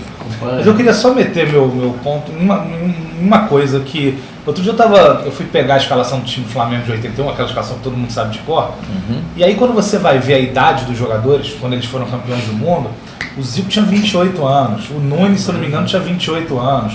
Aí você tinha, se eu não me engano, 2 ou 3 garotos, mas quando são garotos, a gente está falando se eu não me engano, o Andrade tinha 23, aí tinha um Leandro com 21 ou 22. A maioria do time era o Lico com 30. O Andrade tinha 25, se eu não me engano, acho que então, ele é de 56. Quer dizer, você tinha vários jogadores, todos, a maioria absoluta, Moser, a maioria absoluta acima dos 20, entre 25 e 30 anos. O Moser acho que foi mais novo, né? Eu acho que era o mais novo. O Moser acho que devia ter 21. E aí a gente vê hoje, obviamente que o futebol mudou, mas a gente vê hoje o Flamengo subindo 8, 10 garotos ao mesmo tempo e exigindo de um Adrian com 16 anos de idade, que ele estreou no profissional do Flamengo, que ele seja uma coisa que ele ainda não pode ser. Claro. Né? E pior do que isso, se você tem um time estruturado e você coloca um Adrian uma hora, depois você coloca um Matheus, que também tem um baita de um potencial, e aí você vem com o Muralha ou um Luiz Antônio, mas você lança todos esses garotos ao mesmo tempo, é óbvio que não vai dar certo. Pode dar certo uma vez na vida, mas é óbvio que isso não vai dar certo. Não pode lançar tudo ao mesmo tempo. Aí falam do Santos, campeão de Diego e Robinho. Quando você vai olhar que o Santos, num campeonato de pontos corridos, ele foi o 8º lugar. Ele foi campeão no mata-mata. Então, assim, como é que se resolve isso hoje em dia, Eduardo? Porque, ao mesmo tempo, esses garotos, volta eles para a base hoje para ver o que acontece. Né? Então, como é que se resolve isso agora? Como é que se resolve também do torcedor, que hoje em dia assiste jogo de sub-17 na televisão, na Sport TV? Como é que segura o torcedor, para o torcedor não ficar exigindo que o Adrian seja titular do Flamengo com 16 anos de idade? Isso aí o torcedor vai ter que aprender isso e vai aprender, né? Isso aí, como, né, o Arthur estava falando, se resolve com a estruturação dessas divisões de base e fazer um trabalho, né, com rigor científico, né? Essa coisa do amadurecimento do jogador é uma coisa muito importante e isso varia de jogador para jogador, né? Você vê jogadores como o Neymar, por exemplo, que amadureceu cedo, né? Então aos 18 anos ele já era um super craque, né? O Pelé, né, foi campeão do mundo com 17 anos, né? Mas isso não acontece com todo mundo. O próprio Zico, que foi o maior jogador da nossa história, né? O Zico, ele foi lançado no time titular do Flamengo em 71, quando ele tinha 18 anos, né, pelo Fleitas Tolisso. Ele já era um excelente jogador da base, do time juvenis e tal, mas teve que voltar, né? Aí foi campeão de juvenis ainda em 72, e aí foi promovido ao elenco de cima em 73, né? Mas teve muito pouca chance, né? O Zagallo era o treinador do Flamengo na época, e eu achava até que eu ficava lá na arquibancada torcendo para que o Zico entrasse, né? Que eu achava ele muito melhor do que os outros. Mas o Zagallo, não sei se bem ou mal, segurou ali a promoção do Zico. E o Zico entrava eventualmente no time, né? Eu lembro que os atacantes do Flamengo na época eram o Dario e o Doval. O Dario peito de aço e o argentino o Doval. Quando um deles se machucava, agora ele vai botar o Zico. Não, ele botava o Sérgio Galocha. Eu falei, não dava. E aí o Zico não tinha muita chance, né? E aí em 74, o Zico já para fazer 21 anos, a seleção brasileira foi convocada e o Zagallo era o treinador. Na época você podia acumular, né, o clube e a seleção. Então o Zagallo convocou a seleção brasileira e a seleção se reuniu logo no início do ano. E o Joubert, que era o treinador auxiliar do Zagallo, né, assumiu o time e ele tinha sido treinador do Zico na base. Então ele chegou lá, aqui a camisa 10 é do Zico, né, o Doval e o Dario que briguem pela 9. E aí o Zico foi promovido logo em janeiro, né, fevereiro de 74 e começou a arrebentar. E aí o que aconteceu? A seleção estava tendo dificuldades sérias, né? Aquela seleção não fez uma boa figura na Copa de 74 e o Zico arrebentando. De repente, se o Zico tivesse subido um pouquinho antes, ele tinha ido para a Copa do Mundo da Alemanha e o Brasil tinha ganho, né? Porque naquele ano realmente ele estava, né, 21 anos na ponta dos cascos, né? Não tinha para ninguém. Mas já tinha 21 anos, né? O Adrian tem 18 agora. Agora está com 18, foi lançado com 16. O Júnior, ele foi lançado no time do Flamengo, né, em 74, naqueles jogos contra o América, com 20 anos de idade. Continuou como titular, primeiro na lateral direita, né, depois passou para a esquerda, quando o Toninho veio para o Flamengo, naquele troca-troca. Mas o Júnior só deu assim, um grande salto de qualidade da carreira dele, a meu ver, em 79, quando ele já estava para fazer 25 anos. Até então ele era um bom lateral, né? Mas você vê, na Copa de 78 ele sequer foi considerado. Ele já tinha 23 anos, ele entrou naquela relação dos 40, né? Que na época CBF, na época era CBD ainda, mandava uma relação dos 40 jogadores para a FIFA, mas só viajavam 22, né? O Júnior entrou até na relação dos 40, mas ninguém cogitou do Júnior participar daquela Copa de 78, ele já tinha 23 anos. O Brasil levou para a Copa um lateral improvisado, que era o Edinho, né, que era zagueiro, e levou o Rodrigues Neto, que tinha sido do Flamengo, inclusive, né, na época estava no Botafogo, na época ele já estava, sei lá, 27, 28 anos de idade, ou mais talvez, mas não se comparava com o Júnior do ano seguinte. Em 79, e olha que o técnico da seleção na época era do Flamengo, né, que era o Glauco Coutinho, então ninguém pode dizer que é injustiça. A partir de 79, o Júnior começou a arrebentar. E aí o Coutinho mesmo, que ainda era o técnico, convocou ele para a seleção brasileira e nunca mais saiu da seleção brasileira, né? E aí, né, a história do Júnior todo mundo sabe, né? Ele foi um super craque dos 24 até os 40 anos de idade. Né? Aí depois jogou no meio do campo e tal, e hoje, seguramente depois do Zico, né, nessa geração aí, foi o melhor jogador que nós tivemos. Mas demorou a amadurecer. E assim como vários outros jogadores, né? Acho que a gente tem que ter um pouco de paciência, né, com o Adrian, com o Matheus, e testando, né? Se o jogador é lançado lá e corresponde, né? De repente ele fica mais um pouco e tal, mas de repente é bom dar uma... Outro dia até a gente teve o prazer de conversar com o Zico, né? Eu, o Valinho, o BAP, e ele estava exatamente contando essas coisas, né? E ele tem ideias muito boas, como ele viveu essa situação, né? Felizmente nós vamos ter o Zico para nos aconselhar e vocês podem ter certeza que a Chapa Azul vai fazer um gol de placa aí com relação às divisões de base. Será que, presidente, será que o Zico tem interesse em colocar essas ideias em prática no Flamengo, junto com vocês? Ele já está nos ajudando, né? Então, ele está nesse comitê gestor aí como uma espécie assim de consultor, né? Mas eu acredito que ele vai continuar nos ajudando, né? De uma maneira ou de outra. Espero que das duas maneiras. Seria muito bom, mas temos que respeitar o compromisso do Zico, né? O amigo Tosa vai falar, dizer. mas o cara sabe muito de futebol, Não galera. é pouco não. Deixa eu muito. só mandar o de praxe aqui para a galera que está nos assistindo. Quem? Bom, eu tô com o Edu Muriaé, não sei se é o mesmo. Bom, Eduardo, Edu Muriaé, o Enéas Lima, alô Enéas Lima, Tricolete. Caio Porto Flá, Alan 21 CRF e o Felipe Stronger. Valeu, galera, depois a gente fala mais. Presidente, o pessoal está dizendo que o senhor lá é uma enciclopédia, o Pedrado inclusive falou que o senhor, é impressionante que o senhor sabe até os anos das trocas de jogadores, você está impressionado lá. Mas enfim, vamos falar um pouquinho de Maracanã, pode ser? Vamos. Então eu queria saber qual é a visão da chapa do Maracanã assim, hoje. Maracanã é a nossa prioridade, né? A gente entende que o Maraca é nosso, né? E a prioridade do Flamengo em relação ao estádio é o Maracanã.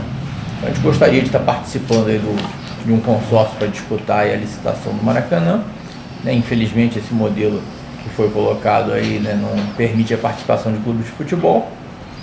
E o ideal para nós seria que o Flamengo estivesse participando. E teria alguma ideia de como o Flamengo participar isso de repente de algum outro meio, usando uma empresa, alguma coisa assim? Não, inclusive o processo de licitação não está definido ainda, né? Ainda está em fase de audiência pública, pode ser que mude alguma coisa. Mas o que eu tenho assim como uma certeza absoluta é de que o projeto do Maracanã, né, como para qualquer empresa que venha vencer essa licitação, ele não fica de pé, ele não é um projeto rentável se não contar com o Flamengo. Tá? E isso daí é fácil de se entender. Acho que todas as empresas sabem disso, né? Tem que ter o Flamengo. Isso, né? O Maracanã ele foi construído e inaugurado em 1950 e de lá para cá, ele, para começar, ele foi construído com recursos da população do antigo Prefeitura do Distrito Federal. E essa população era composta majoritariamente de torcedores do Flamengo. Então você pode dizer que boa parte do dinheiro que construiu o Maracanã saiu do nosso bolso. Flamengo. Ao longo da história do Maracanã, a receita de bilheteria veio, mas em grande maioria de onde? Dos bolsos da torcida do Flamengo. Os grandes públicos do Maracanã sempre foram em jogos do Flamengo. Quando não eram jogos do Flamengo, eram em jogos da Seleção Brasileira, e quem estava lá assistindo os jogos da Seleção Brasileira, eu e a torcida do Flamengo.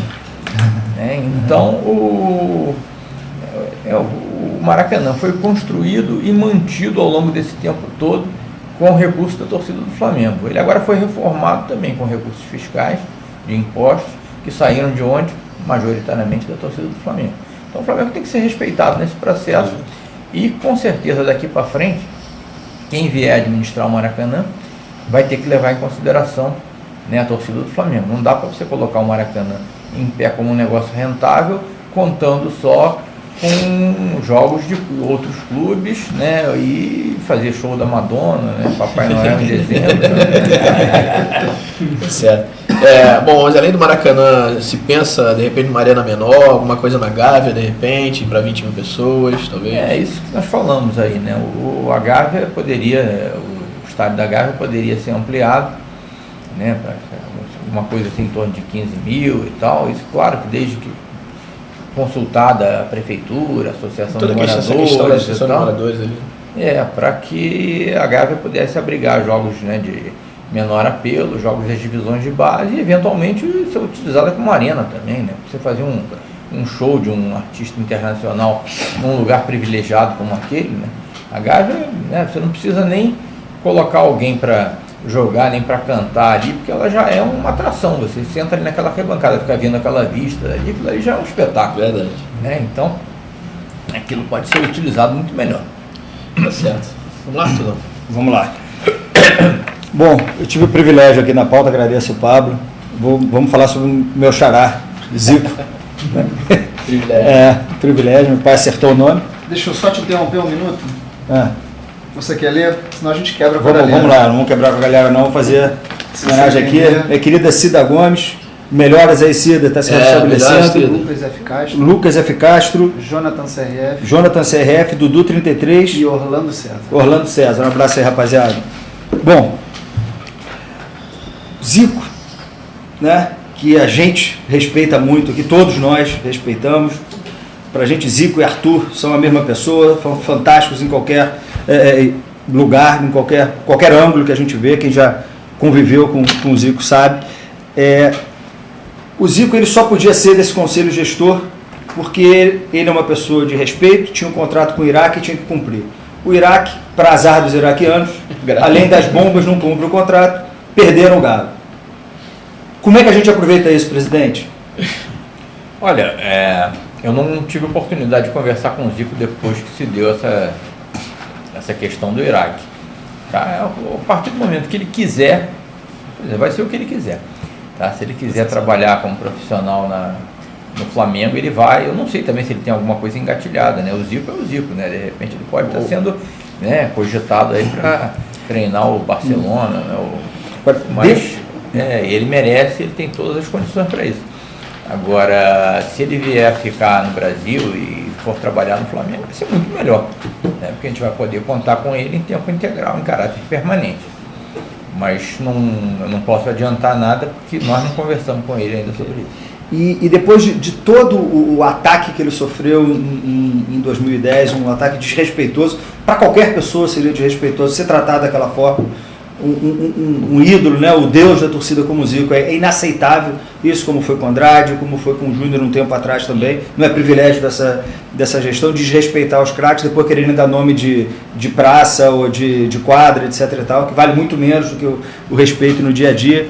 Ele sofreu muito, né? Uma discussão que a gente tem até com o Patrick, bater um papo, que o Zico, de repente, seria melhor se ele fosse um grande embaixador do Flamengo, da marca Flamengo, usando a imagem dele para vender toda essa memória boa do Flamengo, que a gente que viu o Zico jogar tem, que quem não viu o Zico jogar tem, por toda a história que escuta dos avós, dos filhos.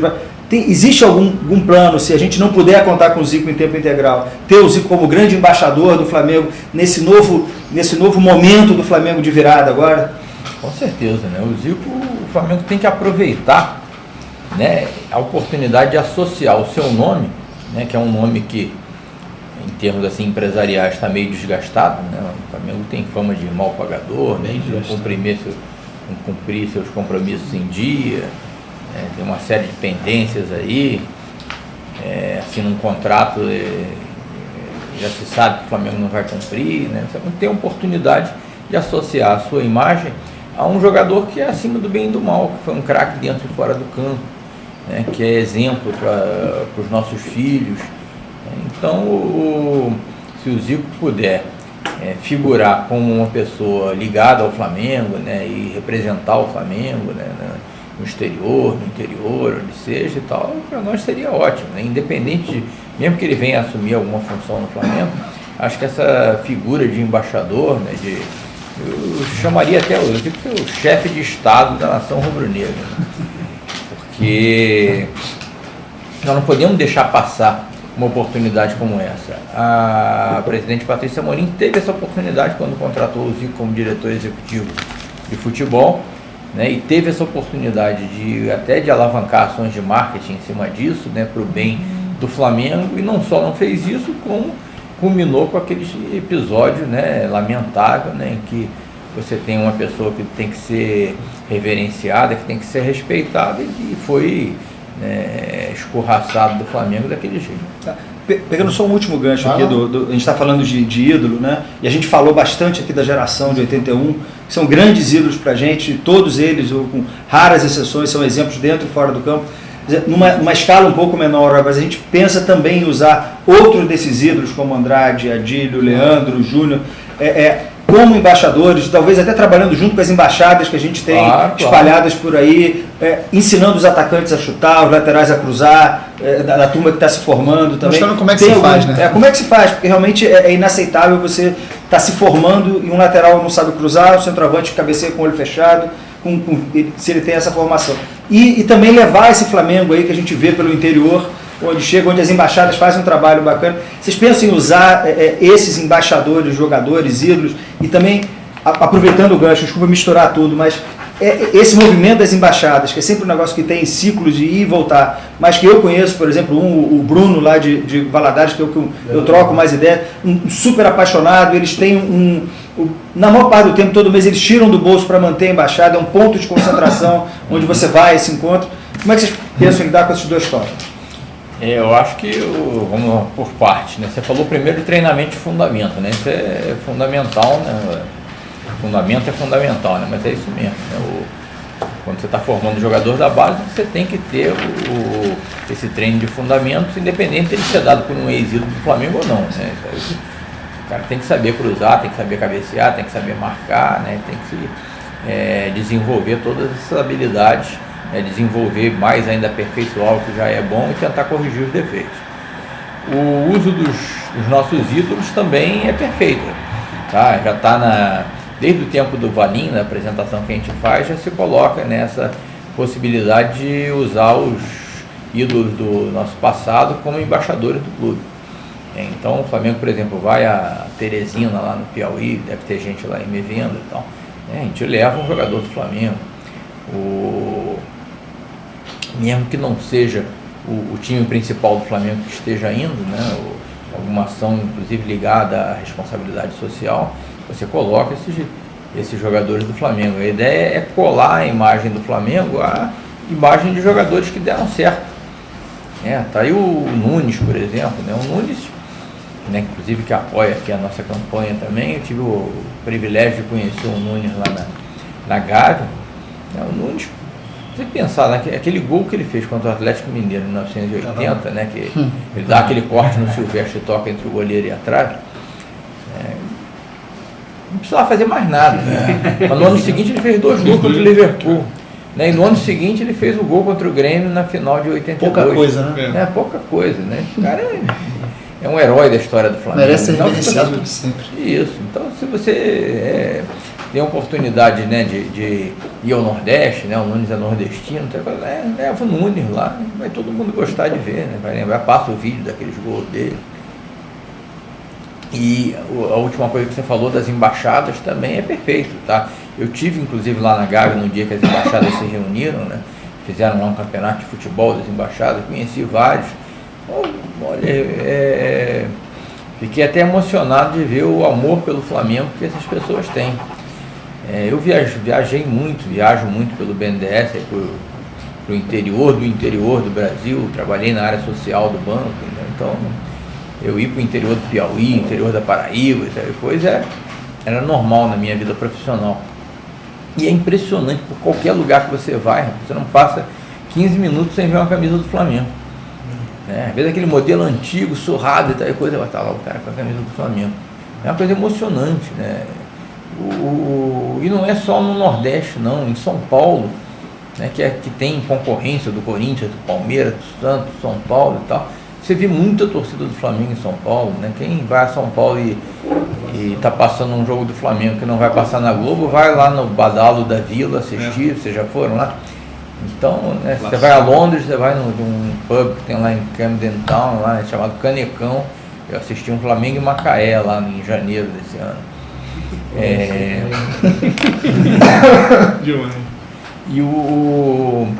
E em São Paulo aconteceu uma vez, eu contei até na última reunião lá da chapa, lá no flat. Uma vez eu estava indo para São Paulo, 2004, isso, meus filhos, os gêmeos, né, o Fabinho e o Marcelo eram pequenos ainda, tinham lá 14 anos de idade, 13, 14, e nós estávamos indo de férias para o sul, né, e a primeira parada para Santa Catarina, a primeira parada era no interior de São Paulo, ali no Hop Hari, ali perto de Campinas, né? Então a ideia era pegar a Dutra, depois desviar ali na Dom Pedro, chegar a Campinas, para ele perto, lá em e ao Hop Hari. Eles estavam lá animados para ir e tal. E aí a gente estava na do Dutra e no rádio falou, não, o Flamengo vai estrear hoje na Taça Cidade de São Paulo contra o Santa Cruz em Barueri. E aí eu falei brincando para ele, vem cá, em vez de ir ao Hop Hari, a gente podia ir para São Paulo. E vamos, eu falei brincando. E vamos pro Flamengo e Barueri, e Santa Cruz lá em Barueri. Não era a Arena Barueri, não. O Barueri era muito antes da Arena. Era um estádio no meio de uma favelinha ali, muito acanhado. Eles imediatamente, claro que vamos, esquece o Hop Hari, vamos lá. Vocês estão falando sério? Estamos falando sério, vamos. Aí fomos para São Paulo, deixei minha mulher no hotel e fomos nós três para descobrir o caminho lá do estádio de Barueri. E achamos. Aí chegamos lá, o time do Flamengo era Getúlio Vargas, Gauchinho, Henrique, Renan e Anderson. Júnior, Ibson, Alain e Andrezinho. João Alex e Bruno. Vocês estavam lá também? Quando você contou essa história, a gente ficou impressionado com a sua memória. E aí nós entramos lá, vimos a preliminar e tal, e aí depois tinha Flamengo e Santa Cruz. Quando o time entrou em campo, eu e os meninos começamos a conversar, porque a gente estava vendo os jogadores, eu falava, lá o fulano, não sei o que e tal. Aí de repente começou a juntar a gente, né? Pô, vocês conhecem os jogadores? Não, conhecemos. Vocês moram no Rio, vocês são, né, vão ao Maracanã? Não, porque eu sou Flamengo doente, eu nunca fui ao Rio, né? Eu nunca fui ao Maracanã, meu sonho era ir ao Maracanã. E aí juntou um monte de gente, a gente assistiu o jogo ali no meio de uma recém-formada Flá Barueri. E todo mundo ali, né, perguntando pra gente as coisas. É uma coisa que emociona você ver que ali num lugar que é reduto de corintiano, de palmeirense, né, você tem um monte de torcedor rubro-negro vendo um jogo de júnior e torcendo lá para esse time, né? E aí ganhamos de 1-0, um gol do Anderson de falta no finalzinho. E aí no dia seguinte fomos lá para o Hop Hari. Deu para fazer tudo no final das contas. Deu para fazer, mas até hoje, né, quando a gente voltou de viagem, perguntava para os meninos, o que vocês gostaram mais, né? Foi de ir a Barueri. É bobo, não é bobo, né? Lógico que gosta mais de Barueri. Presidente, primeira coisa que eu queria falar, a Leila está aqui desesperada, achando que o senhor não tem água perto de você. Mostra, por favor, a água para a Leila, que ela está desesperada. Aqui, Leila. Pode falar. Preocupada com a minha hidratação, vou beber um Deixa eu então aproveitar. Esses nomes aqui também, Tem outros aqui também? É isso mesmo? Não, esse não, né, cara? Eu já peguei aqui. Vai lá. Vamos lá. Magato, J. Barros, Caio Chacur, Patrick Ávila 87, Luiz André, Gustavo Berocan, que tá isso aí na Espanha, hein? Esse aí na Espanha. O Grupo Urubus do Facebook. O blog Vai Mengão, Infoflá, pessoal do Flamengo News também, o Matheus Vora, inclusive, Renan Alencar, o André Monerado sobre o Flamengo, que apareceu aí também. André, um abraço. Pessoal do blog Flamengão também. Obrigado. Só para complementar, o Diego Ferreira e o Eduardo CBS. Agora a gente vai... Posso complementar só com um? Queria só mandar um abraço pro Rocco do Boteco do Flamengo. Mandou uma mensagem aqui para mim. E aí, antes até de Pablo engrenar, ele reclama sempre comigo que eu não pergunto por que o absurdo que ele quer ser sócio off-Rio, só que ele mora em Boston, nos Estados Unidos, e não deixam. Ele quer pagar e não deixam ele pagar porque ele mora no exterior. Então ele não consegue. Ué, não pode ser. Não consegue. Então um grande abraço para meu amigo Ron. Ele diz que não consegue. Aquela região de Boston, Providence, ali na Nova Inglaterra, tem muito brasileiro e, obviamente, muito rubro-negro. Com certeza. Bom, deixa eu entrar aqui numa outra parte que eu acho que é uma parte bem bacana, que voltado bem para a eleição, que é a questão das alianças. Recentemente o senhor recebeu um reforço, se é que podemos chamar assim, do Ronaldo Gonçalves, da Chapa Branca. A gente viu, a Tozacan cobriu a apresentação dele na coletiva, foi muito emocionante, eu lembro que ele se emocionou bastante, citou o Zico. Eu queria que você falasse um pouquinho da importância da entrada do Gonçalves e da Chapa Branca, consequentemente, a Chapa Azul, e como é que isso funciona para vocês, porque teve aquele problema naquele começo com a impugnação do Valim, que veio mais ou menos direcionado da Chapa Branca. E como é que funcionou agora essa transição de vocês agora terem essa relação de aliado e poder falar um pouquinho da experiência bacana, da emoção dele na apresentação?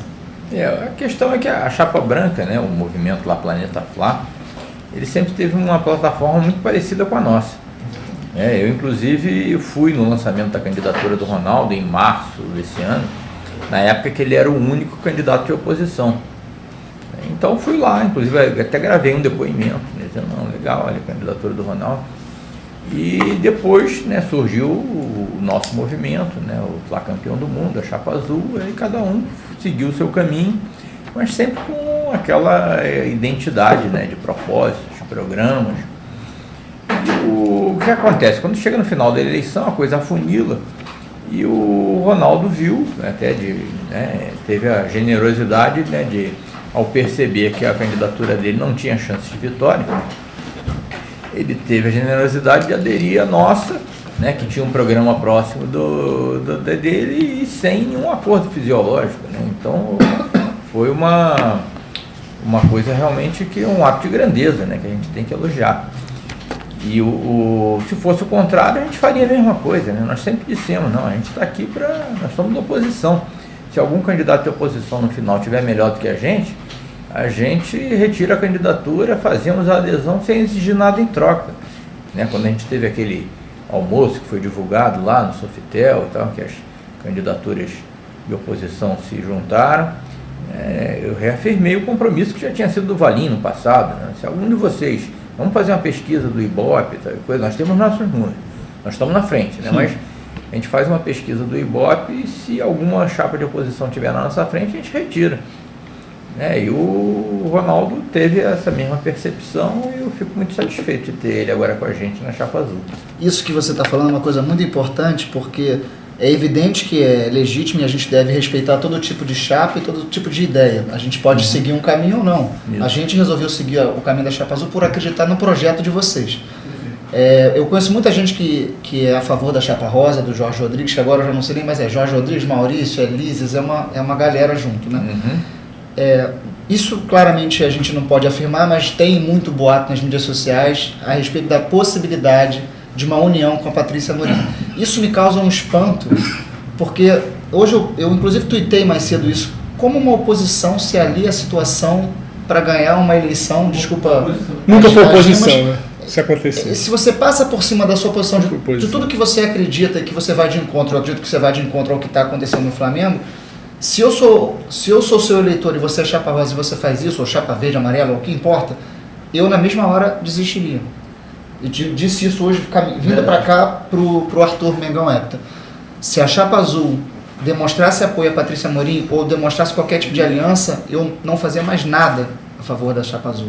Isso não significa que eu quero briga, que eu tenha rixa, significa só uma política partidária, é o meu caminho, é onde eu quero seguir. Então eu queria que você me dissesse, por favor, se você pode falar sobre isso, como você enxerga esse tipo de movimento, esse possível movimento de aliança da oposição com a situação? A chapa rosa com a amarela, né? Isso. Eu sinceramente não acredito, tá? Porque a reação que ocorreria caso houvesse essa fusão, né, seria de debandada, talvez de gente dos dois lados.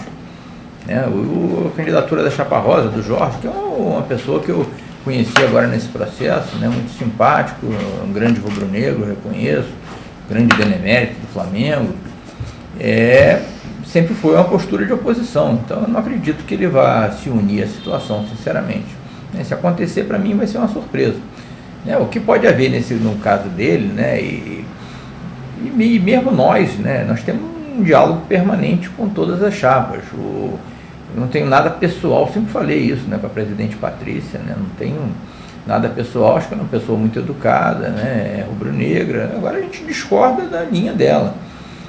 Agora nada impede que se converse, né, com ela com o Jorge e tal, no sentido de manter a eleição sempre num nível elevado, né, e no caso de uma chapa de oposição ganhar, né, que haja um processo de transição, né, educado, produtivo e tal, né, e sempre visando o bem do Flamengo. Mas agora, fusão de chapas nesse momento, eu sinceramente não acredito. Só para fechar esse... Só para falar, o Gustavo Perocan está colocando aqui que parece que o Jorge soltou um comunicado dizendo que ele vai até o fim. Perfeito. A Patrícia também soltou o comunicado. Ela não, mas já foi avisado que teremos 3 chapas concorrendo ao pleito do dia 3. Só para fechar essa questão da aliança, duas bandeiras, desculpa até a brincadeira, mas duas bandeiras que sempre me chamaram a atenção na Chapa Azul. Uma delas foram os projetos que me encantaram desde o começo, a gente conversava muito sobre isso, como é uma gestão, me parece, profissional, e a gente brinca bastante que a gente apoiou muito, e obviamente que a gente vai cobrar muito depois, porque a gente quer ver resultado, como todo mundo quer ver. Mas uma outra coisa que me chama muita atenção, e o Patrick tuita muito isso, que de repente causou aos outros uma certa arrogância por parte de vocês, que é o de não ceder a favores. Isso é uma coisa que eu acho muito bacana, isso marca a campanha. Isso é uma forma que, para mim, diferencia de várias outras. Eu prefiro nem entrar muito para não ser leviano. Mas, falando da Chapa Azul, é uma política muito bacana de você não ceder em troca de nada. Então, eu queria que você falasse um pouco sobre isso, sobre essa forma que, para muita gente, é arrogância. E, na minha opinião, isso é pé firme, isso é idealismo. Nós somos taxados de arrogantes por muita gente, né? Talvez por isso, né? Talvez por, sei lá, ou por alguma outra coisa. Mas, na realidade, o que a gente quer é o bem do Flamengo, gente. Se nós temos um programa, né, e se a torcida está comprando o nosso programa, se os sócios estão comprando o nosso programa, não tem por que a gente fazer aliança fisiológica, né? E eu gostaria de deixar assim bem claro, né, que todos esses ex-presidentes que estão nos apoiando, nenhum deles nos exigiu nada. Tá? Então eu acho que é um ato de grandeza deles, né? Ex-presidentes do Flamengo, acho que estão acima desse tipo de coisa. Acho que não faria sentido, né, o presidente Dalair, por exemplo, né, inclusive em quem eu votei na última eleição, né, está exigindo alguma coisa. Né? O cara já é grande benemérito, é ex-presidente, tenho certeza que o que eu precisar, eu vou ligar para ele, ele vai me ajudar. Né? Mas não faria sentido ele dizer, não, eu quero isso, não tem acordo fisiológico, né, ele está acima disso. E da mesma maneira o presidente Márcio Braga, o presidente Kleber Leite, inclusive, que é até uma pessoa polêmica, né? Muita gente não gosta e tal, o apoio que ele deu à chapa foi por escrito, eles não querem nada, escreveu e assinou. Então. Isso é muito importante colocar, porque muita gente coloca isso o tempo inteiro. O exemplo é sempre o Kleber Leite. Isso é muito legal você colocar para as pessoas poderem entender. Isso cai por terra tudo que as pessoas estão falando. Exatamente. Não, ele, ao aderir à nossa chapa, ele mandou um documento, tornou público, dizendo, não quero nada, só acho a Chapa Azul a melhor proposta. Bom, vamos trocar. Você anotou alguma coisa? Não, a gente deixa para o final. Não. Só queria dizer também só um relato. O Arthur estava comigo lá também, o André também. A gente tem comparecido, o André mais. A gente compareceu também à última reunião da chapa. Foi muito bacana ver o senhor falando, ver o Cláudio falando. Eu, infelizmente, tive que ir embora antes do BAP, mas como eu entrevistei no dia seguinte, não teve problema. O Pova também deu um depoimento muito bacana. Então, assim, eu fico tranquilo como rubro-negro. Eu vejo que eu estou bem cercado de pessoas que vão fazer o bem para o Flamengo. Isso me dá uma satisfação muito grande de fazer o que eu estou fazendo e me dá um orgulho de poder participar desse tipo de coisa. Fala por todos nós. Está falando por todos nós, sem dúvida alguma. Bom, nesse penúltimo módulo, a gente vai falar um pouco dessa jornada da Chapa Azul e culminando, obviamente, no grande dia, no dia D, ou no dia F de Flamengo, né, que é dia 3. Bom, uma candidatura que foi confirmada no dia 9 de novembro. Antes nós já sabíamos que a Patrícia ia tentar a reeleição, ela já anunciava isso, sabia do Gonlewski, da intenção do Gonlewski de ser presidente, e eis que surge uma candidatura confirmada apenas no dia 9 de novembro, e dali para frente o Mar Azul se formou, né, foi um jogo virado ao melhor estilo rubro-negro. Eu queria que você dissesse para a gente, presidente, já vou chamar de presidente, não se incomode, por favor. Quando é que vocês perceberam que que ia acontecer essa grande virada, que a Chapa Azul, de fato, teria plenas condições de realmente vencer a eleição? Nós já tínhamos percebido isso antes do dia 9 de novembro, né, quando a candidatura ainda estava... quando a chapa ainda estava sendo liderada pelo Valim, com o Rodolfo Landim de vice, pelos nossos números a gente já estava na frente, a gente já tinha percebido que a chapa caiu no gosto da torcida, no gosto das redes sociais. E uma mudança de candidatura, né, a 3 semanas da eleição, é óbvio que gera uma certa expectativa, mas nós deixamos sempre muito claro, né, que a Chapa Azul era uma chapa coesa, que era uma equipe que continuava a mesma coisa, né, que antes eu estava apoiando a candidatura do Valim, agora ia ajudá-lo na administração, agora ele está apoiando a minha candidatura e vai me ajudar na administração, né, as outras pessoas da chapa continuam as mesmas.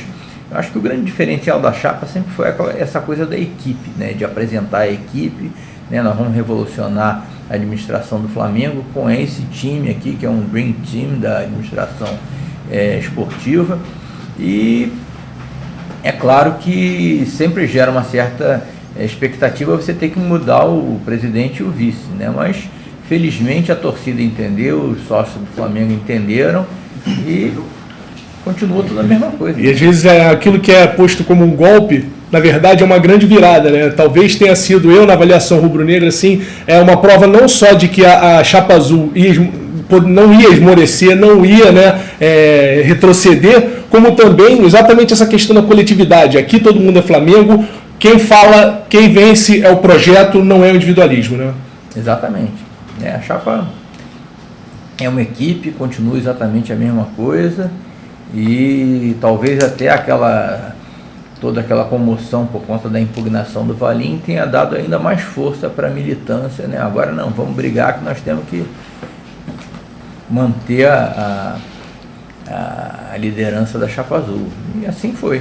E eu considero, inclusive, né, o fato muito sensível e muito real de que a Chapa Azul fala para a nação rubro-negra em vez de falar só para o sócio. Ela entende, quando ela diz isso, no meu entendimento, é a questão justamente de saber que todo rubro-negro merece ser representado por essa gestão e que também o quadro social do Flamengo precisa crescer, precisa se expandir, precisa ter um número que represente de forma muito tangível, muito real, esses 35, 40 milhões de rubro-negros, né?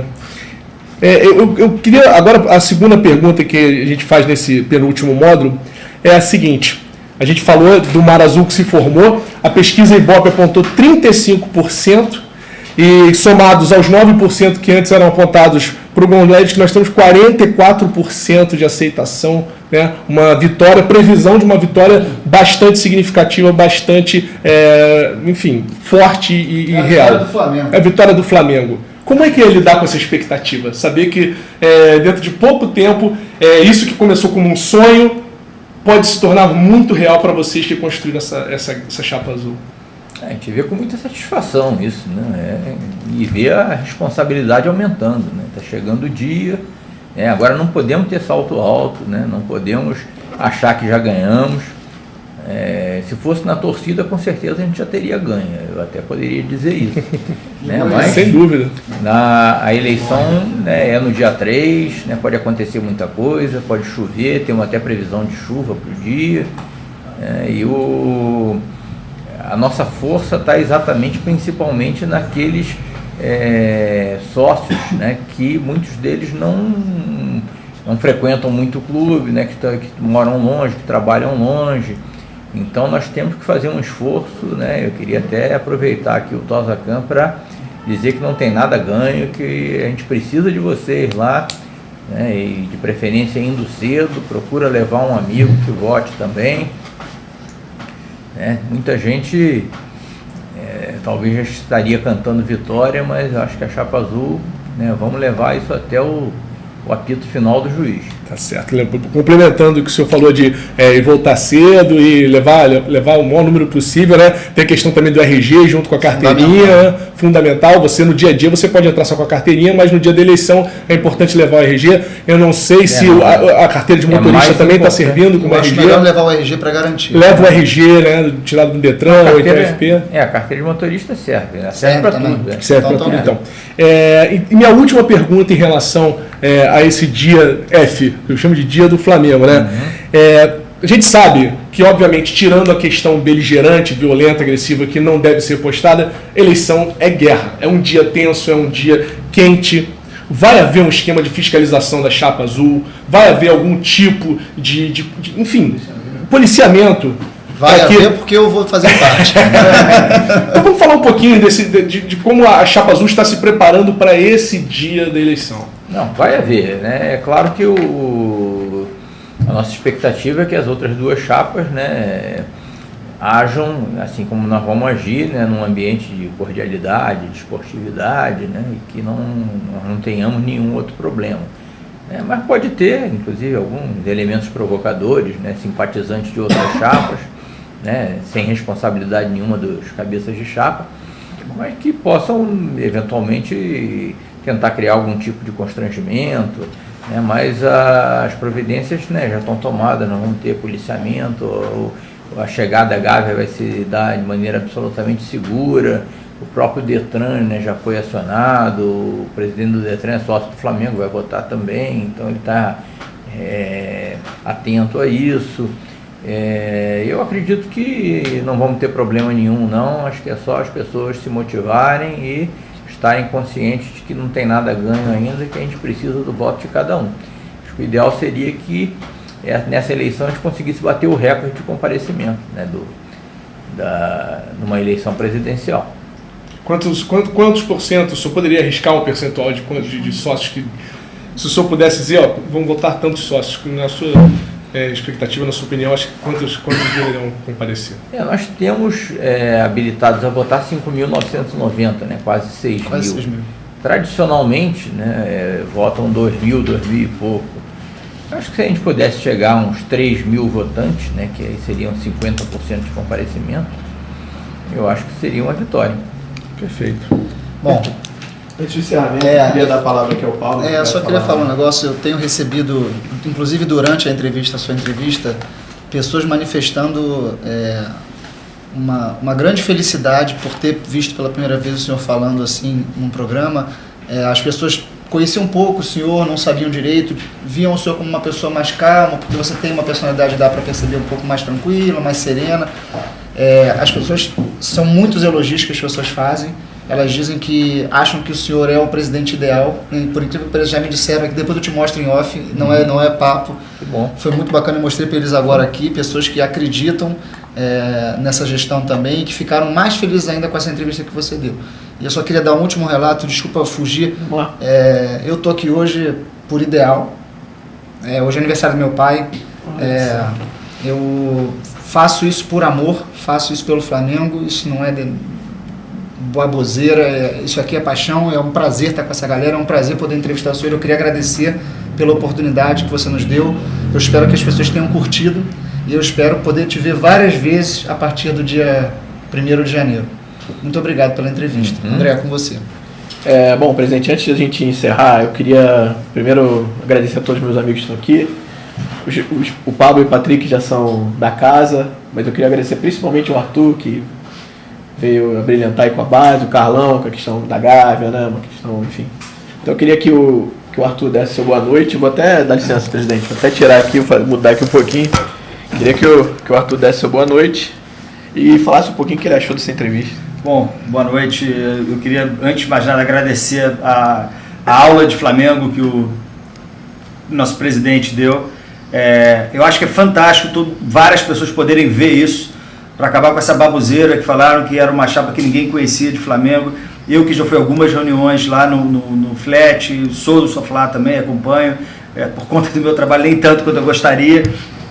Mas assim, é bacana ver que a gente tem profissionais com muito sucesso, assim, reconhecidamente com currículo extenso, né? A gente até brinca com o Cláudio quando ele conta o currículo dele, a história dele toda, são 15 minutos, né, lá na reunião, 15 minutos só para ele contar a história, mas se falava com uma coisa muito fria, muito fora do mundo do Flamengo, né? E o que é fantástico que a gente vê é que vocês conhecem o Flamengo, mas vocês conhecem o Flamengo do jeito que precisa ser conhecido, o Flamengo do amor do torcedor, da paixão da arquibancada, do cara que conhece a base, que conhece o nome dos jogadores, como a gente viu o Pova lá falando, como foi atleta do Flamengo, que jogou basquete, que suou aquela camisa, que apaixonou, Cláudio, o BAP falando, cada um no seu estilo, cada um de sua forma, mas é desse tipo de conhecimento do Flamengo que a gente precisa. Gente que conhece como faz, como se gerencia o Flamengo de forma amadora, com base em troca de favor, a gente não precisa mais. A gente já teve muito nesses anos. Eu sou um cara assim, formado em administração, apaixonado por isso, sou um profissional também nessa área de gestão, e é fantástico você ver finalmente o Flamengo ter a possibilidade. A gente falou do livro A Bola Não Entra Por Acaso. Falou tanto esse livro, né? O livro que a gente, eu li, e engraçado, eu entrei de sócio logo depois que a Patrícia ganhou, confiando nessa mudança. Eu tenho uma amiga que trabalha na ajuda lá como colaboradora no jurídico, e quando eu li esse livro eu adorei, eu comprei o livro, falei, entrega para ela. Ou ela não leu, ou ela não entendeu. Ou a estrutura que está por trás, quer dizer, eu acho que... E é muito mais do que a pessoa, né? Eu acho que é a estrutura que está por trás, e finalmente eu estou, assim, muito animado. Eu já avisei em casa que esse final de semana é dentro da Gávea, como sócio, trabalhando com a equipe azul. A esposa já reclamou um pouco, mas vai saber. Já me conheceu assim. Segunda-feira eu não trabalho, eu estou o dia inteiro à disposição da Chapa Azul para apoiar.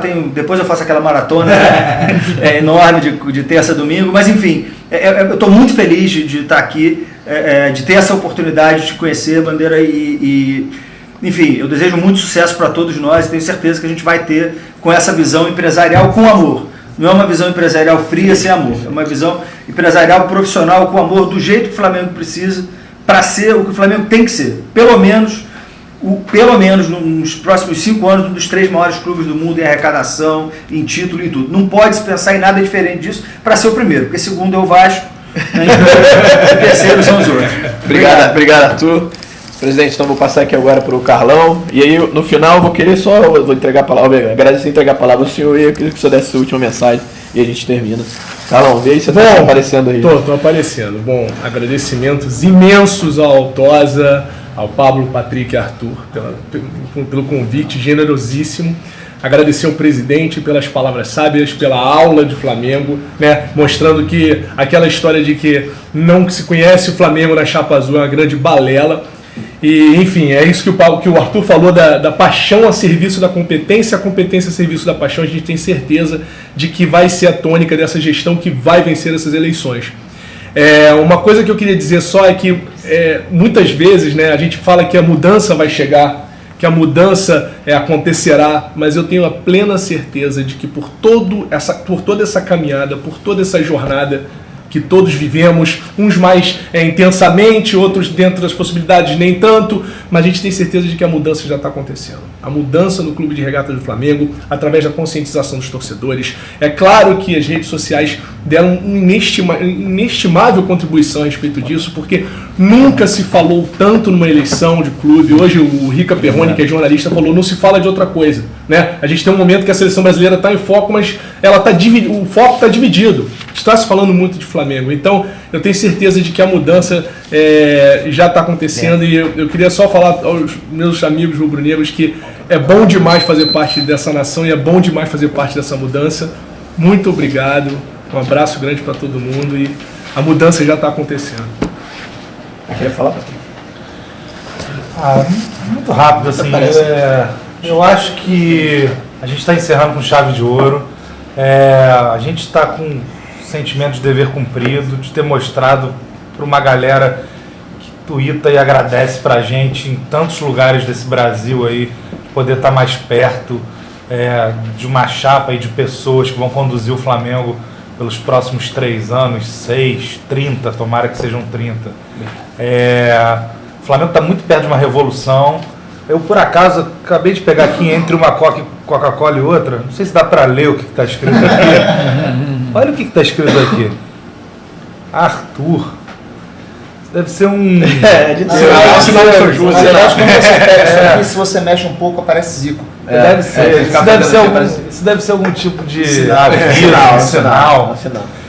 Eu só queria te dizer, Eduardo, que assim, a gente espera muito de você, da chapa. A gente está cada vez mais convicto que vocês vão revolucionar o Flamengo.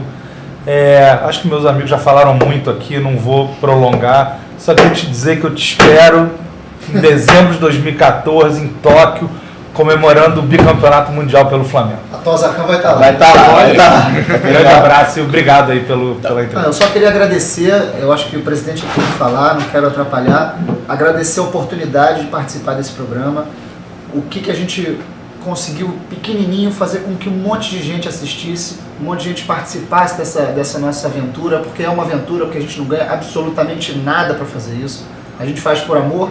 Isso aqui virou um grupo de amigos, a galera se conheceu no Twitter e a gente se transformou num grupo bacana que sai, que se liga, que tem grupo de WhatsApp e se fala sempre, fala de Flamengo o dia inteiro. Isso aqui é por amor, é paixão purinha, não tem mais nada envolvido, nada. A gente faz porque a gente acredita. Se a gente um dia se decepcionar é uma outra história. Hoje aqui é Chapa Azul porque a gente tem convicção de que ela vai dar certo. Tá bom? Obrigado, presidente, mais uma vez. Espero que você tenha gostado de participar aqui. Presidente, eu vou pedir então uma boa noite do senhor e as últimas palavras.